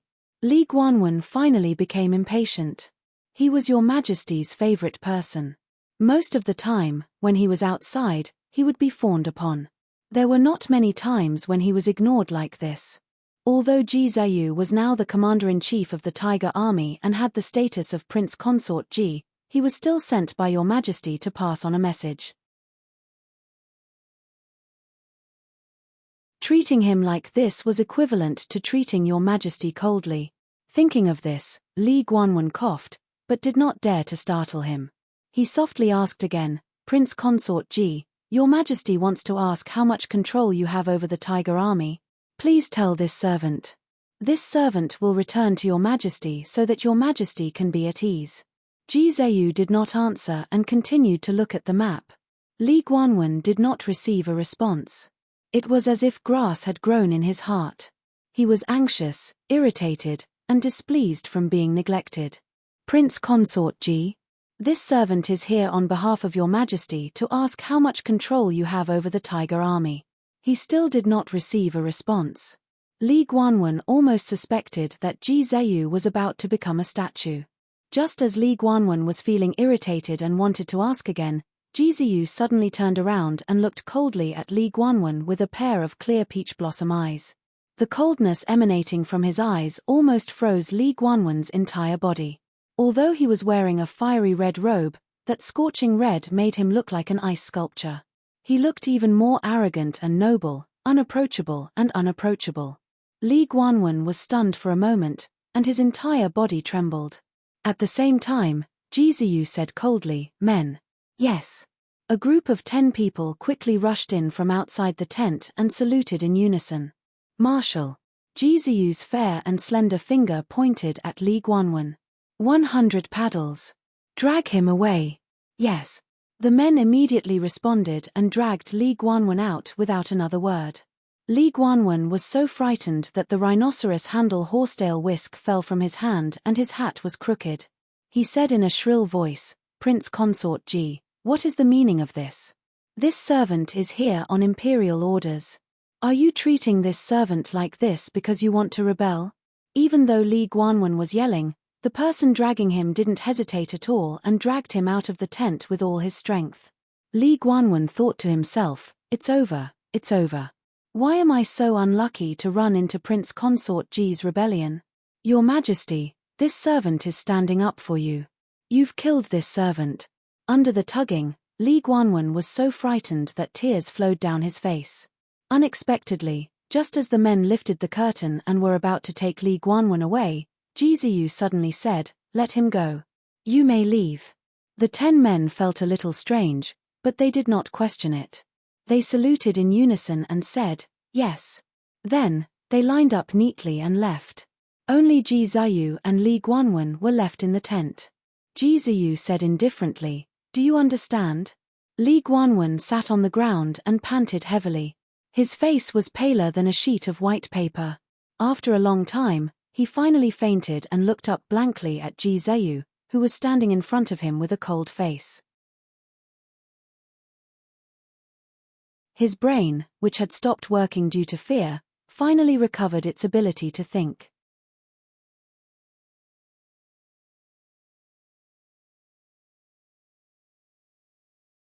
Chapter 561. At this time, Li Guanwen was already drenched in cold sweat. As for what Ji Zheyu's intentions were, he was very clear in his heart. Li Guanwen was your majesty's favorite. When he was in the imperial court, even the cabinet elders had to be courteous to him. Sometimes, Li Guanwen represented your majesty. For example, this time, he was representing your majesty to question Ji Zheyu. This situation was well known to the world. Even these uncouth men in the tiger army knew that your majesty's chief of eunuchs could not be offended. However, Ji Zheyu's one sentence was enough for these men in the tiger army to arrest him without any hesitation. Li Guanwen had no doubt that if Ji Zheyu had casually said execute him on the spot, his head would have been separated from his neck. The tiger army's obedience to Ji Zheyu was to the extent that they did not care about your majesty. They did not even care if the imperial censor accused them of treason. They only listened to Ji Zheyu's commands wholeheartedly. Didn't this show the extent of Ji Zheyu's control over the tiger army? Ji Zheyu used such a direct method to answer Li Guanwen's question. Some things were seen with one's own eyes. If Ji Zheyu said that he had complete control over the tiger army, perhaps others would not believe it. However, Li Guanwen had no choice but to believe it now. Li Guanwen wiped the sweat on his forehead, staggered up in embarrassment, and said with a smile, Prince Consort Ji is indeed a heroic figure. In such a short time, you have already taken care of the tiger army so well that it is as impenetrable as an iron bucket. Your Majesty would be very happy if he knew. Ji Ziyu nodded coldly. Is there anything else? Li Guanwen choked for a moment. He knew that Prince Consort Ji had always treated people coldly. However, he had just mentioned Your Majesty. Shouldn't a normal person be modest, make small talk, and then thank Your Majesty for her trust and cultivation? Why did Prince Consort Ji seem like he wanted to chase him away? Replying to the Prince Consort, this servant has nothing else. Don't worry, I won't say anything that shouldn't be said in reply to Your Majesty. As long as Your Majesty knows that you have taken control of the tiger army, he will definitely praise you. The smile on Li Guanwen's face squeezed out 2 deep crow's feet from the corners of his eyes. Ji Ziyu remained expressionless. He nodded emotionlessly and said, I won't see you out. Li Guanwen hurriedly saluted and walked out. Outside the tent, Li Guanwen breathed in the free air outside. Only then did he feel like he had finally come back to life. Ji Ziyu was indeed someone who had been on the battlefield for a long time. He had killed countless people. The icy aura around him was too frightening.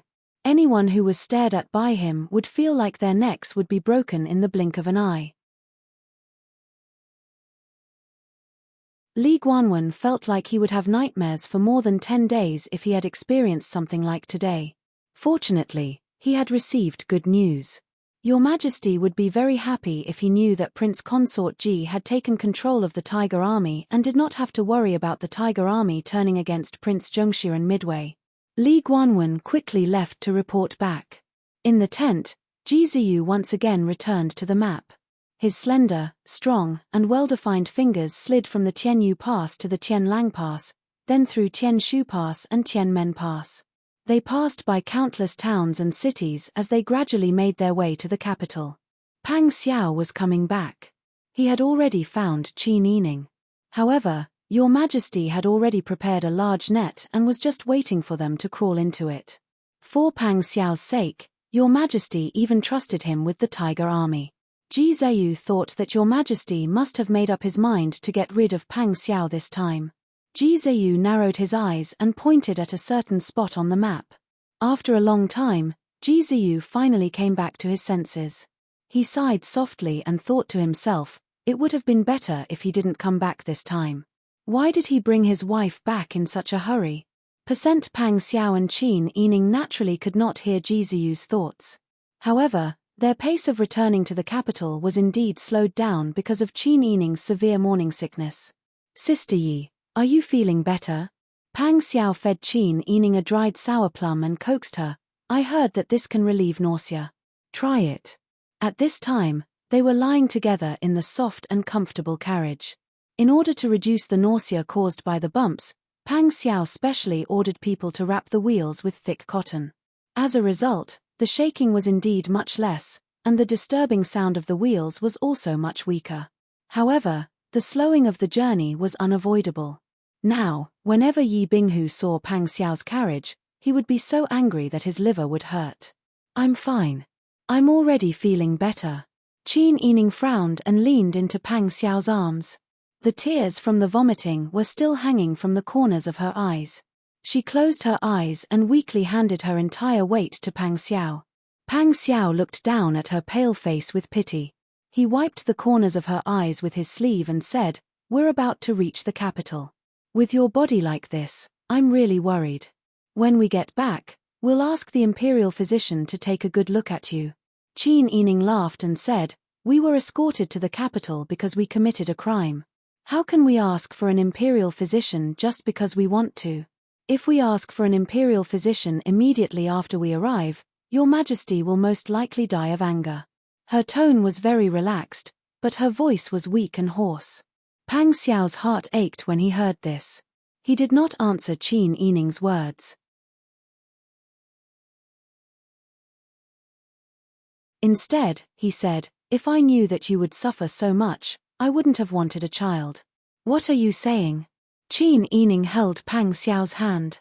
She closed her eyes and said in a low voice, Even if you don't want to be a father, I still want to be a mother. This isn't just about you. As long as our child can be born safely and live a healthy life, I will be satisfied. Moreover, look at which mother isn't like this. You and my mother also suffered so much in the past. That's why people say that if you don't raise your child, you won't know your parents' kindness. When we go back in the future, we have to be filial to our mother. Pang Xiao saw that she was clearly very tired, but still had to raise her spirit to comfort him. He felt even more distressed. All right, I'll listen to you. Take advantage of the fact that you don't feel so bad right now and quickly sleep for a while. We'll be in the suburbs of the capital soon. I don't know if there's anyone waiting for us there. If your majesty doesn't act up immediately, I'll ask the imperial physician to take a good look at you. Qin Yining heard this and could only obediently nod. In addition, she was indeed tired. She closed her eyes and hugged Pang Xiao's waist. She found a comfortable position in his arms and fell into a deep sleep not long after. Pang Xiao stretched out his arms and covered her with the blanket. The weather at the end of April was still a bit cold. Qin Yining was especially afraid of the cold right now. They had seen many physicians along the way. Everyone said that Qin Yining's body was weak and that it was not the best time to conceive. Every time Pang Xiao heard this, he regretted it very much. He felt that he should not have allowed Qin Yining to have a child when her body was at its weakest. But since she already had a child, they had to do their best to protect this child. Pang Xiao closed his eyes and did not let go of Qin Yining's arm for a moment. In his mind, he was thinking about the deployment after they arrived in the capital. Jinghu Wei had already inquired about the general situation and he had a rough idea in his heart. Now, it was up to the people around him to see if they had a tacit understanding. Especially him and Jilan. Because Pang Xiao knew that Your Majesty would definitely choose a time when he was least able to retaliate to attack him. And this time would definitely be when he and Qin Yining had just returned to the capital and did not have time to make any arrangements. Everything was developing in the direction that Pang Xiao had guessed in his heart. Just as Prince Zhongshiren's ceremonial procession neared the northern suburbs, they bumped into the troops from the capital's military barracks.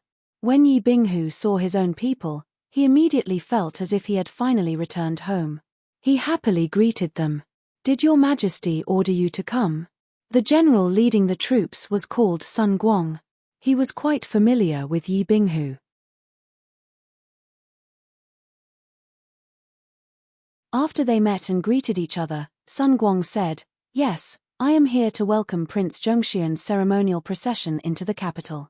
I have been waiting here for many days. Your Majesty thought that Wang Yi would be back in a few days, so he ordered me to wait here." When Yi Binghu heard this, he felt helpless. Since they had already arrived in the capital, shouldn't Your Majesty have directly arranged for people to arrest Pang Xiao and his men and be done with it? But now, he had ordered the soldiers from the capital's military barracks to come out of the city to welcome them. This was equivalent to giving Pang Xiao enough face. Yi Binghu had not expected this kind of situation. At this time, Pang Xiao had already gotten off the carriage. Because Qin Yining was not feeling well, his expression was somewhat serious. He said in a low voice, "So it is General Sunday. I will have to trouble General Sun to thank Your Majesty on behalf of this king." Sun Guang immediately cupped his hands in greeting to Pang Xiao and said, "Wang Yi, it is best that you personally thank Your Majesty. However, Your Majesty has also said that you have just returned." He asked Wang Yi and Wang Fei to temporarily stay in the manor outside the city. The preparations there have already been made. Tomorrow is the court assembly.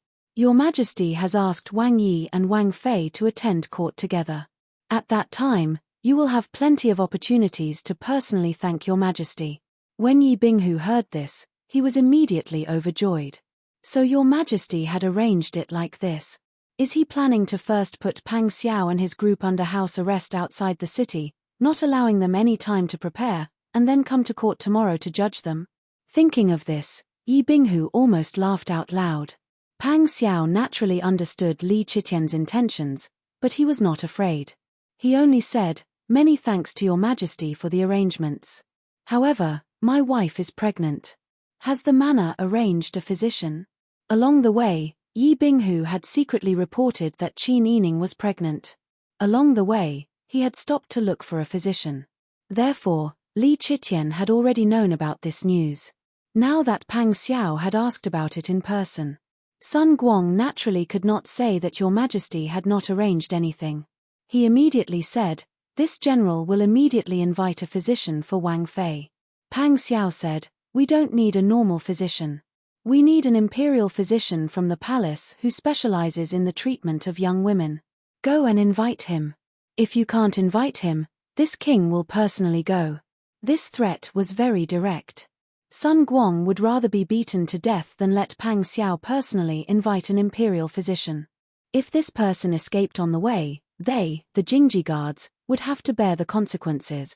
Sun Guang repeatedly nodded and saluted. "Wang Yi, don't worry. This general will definitely do as you say." While Sun Guang ordered someone to invite an imperial physician, Pang Xiao had already returned to the carriage and ordered the people to set off.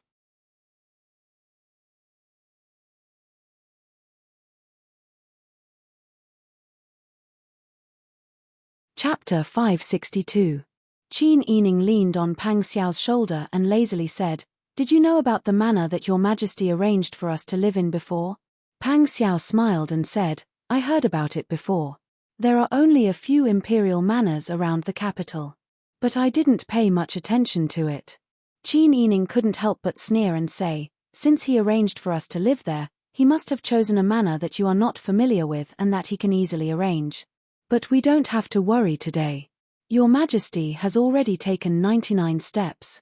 It's not that bad. For the sake of reputation, our safety tonight can be guaranteed." Hearing this, Pang Xiao couldn't help but take her hand and kiss it. He had originally wanted to comfort Qin Yining. He had planned to say these words to comfort her, but he didn't expect her to think it through first. It had to be said that having a wife as intelligent and understanding as Qin Yining was a blessing for a person like him who would never have a peaceful life. The carriage slowly stopped outside the manor. The palace servants that had been arranged inside the manor hurriedly opened the main door of the manor. The eunuchs and palace maids split into 2 rows and knelt down on the left and right sides to give a grand salute. "Welcome Prince Zhongshiren, Princess Consort." Pang Xiao saw such a grand scene and couldn't help but laugh. He whispered in Qin Yining's ear, "Are you tired? Don't worry about it for now. Let's go rest for a while." Qin Yining smiled and nodded. Seeing Pang Xiao get off the carriage, she also wanted to lift the curtain and come out. Who knew that when she reached out, Pang Xiao had already carried her out and strode into the manor. The palace servants and eunuchs naturally didn't dare to raise their heads and look around. They all lowered their heads and only watched as a pair of soap boots walked past them. When they heard the others' footsteps getting further and further away, they finally dared to stand up and walk into the manor in a row. Qin Yining was originally not used to being carried into the manor by Pang Xiao like this. But seeing that no one dared to look, she finally felt a bit better. She blushed and rolled her eyes, saying in a low voice, "I didn't hurt my leg, there's no need to do this." "Your leg didn't hurt, but you didn't eat or sleep well on the way here. I feel sorry for you. It's just a few steps, let me do it for you." Qin Yining became more embarrassed by his words. Out of sight, out of mind, out of mind. She closed her eyes and leaned in his arms to sleep. Not long after, Pang Xiao carried Qin Yining to the main house of the manor, surrounded by a group of people. "Everything has been arranged as already prepared. Everything's ready and Your Majesty's a visit. Your Majesty's to ask Wang and Wangs to live in the main and Sans, yours, tous, please and Princess to live in S." Pang Xiao saw that this palace maid looked familiar and asked. The palace maid replying to Wang Yi, "This servant's name is Lan Kai. She used to be in the Empress Dowager's palace." Pang Xiao nodded and remembered where she had seen her before. Lan Kai was indeed from the Empress Dowager's palace. But before Anyang Princess Royal married Ji Zayu, the palace maid in charge was Lan Kai. Later, when she opened a Princess Fu outside, Lan Kai didn't go with her and stayed by the Empress Dowager's side. "I didn't think that Your Majesty would arrange for Lan Kai Gugu to come to the manor. This king is truly fearful. This king is extremely grateful that my humble wife can be taken care of by Lan Kai Gugu." Lan Kai quickly bowed and said she didn't dare. Then she called for the palace maids and eunuchs to lead Pang Xiao and Qin Yining to the main hall.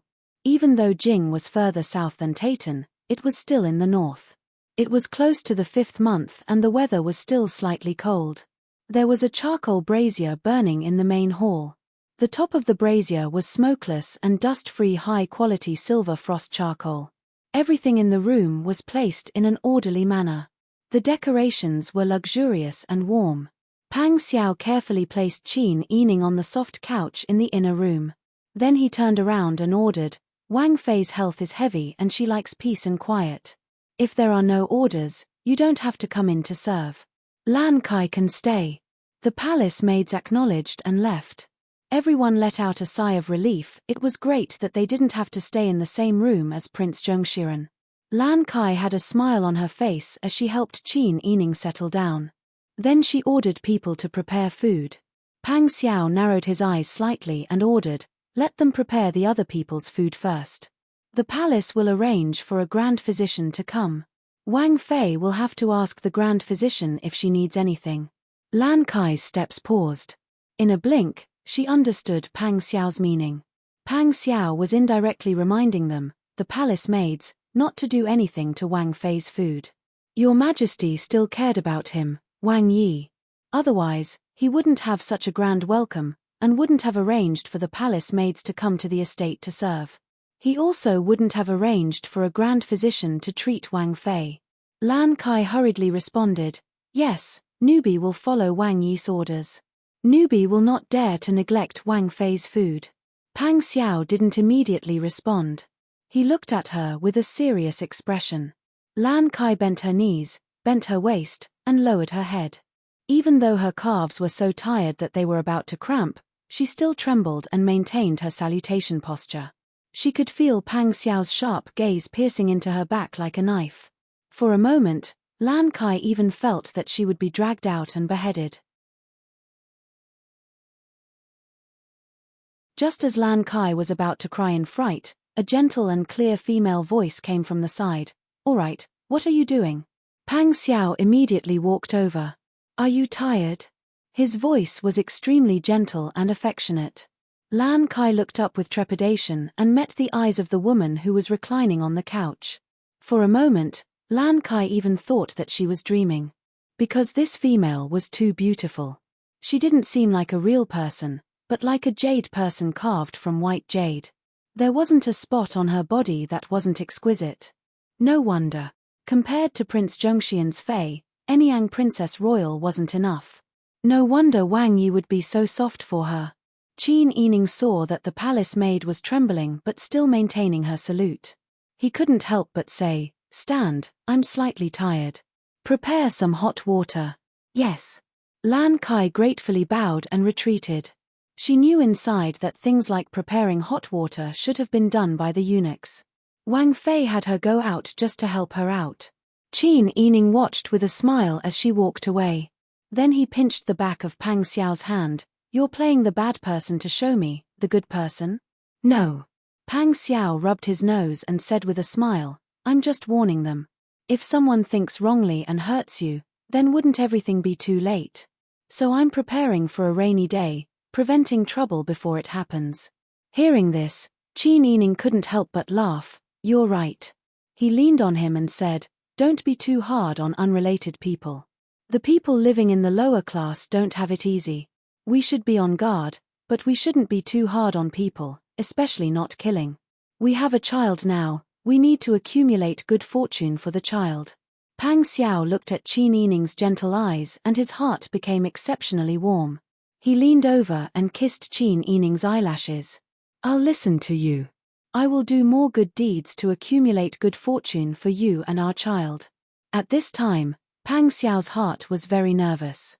Before Qin Yining spoke, he didn't pay attention to himself.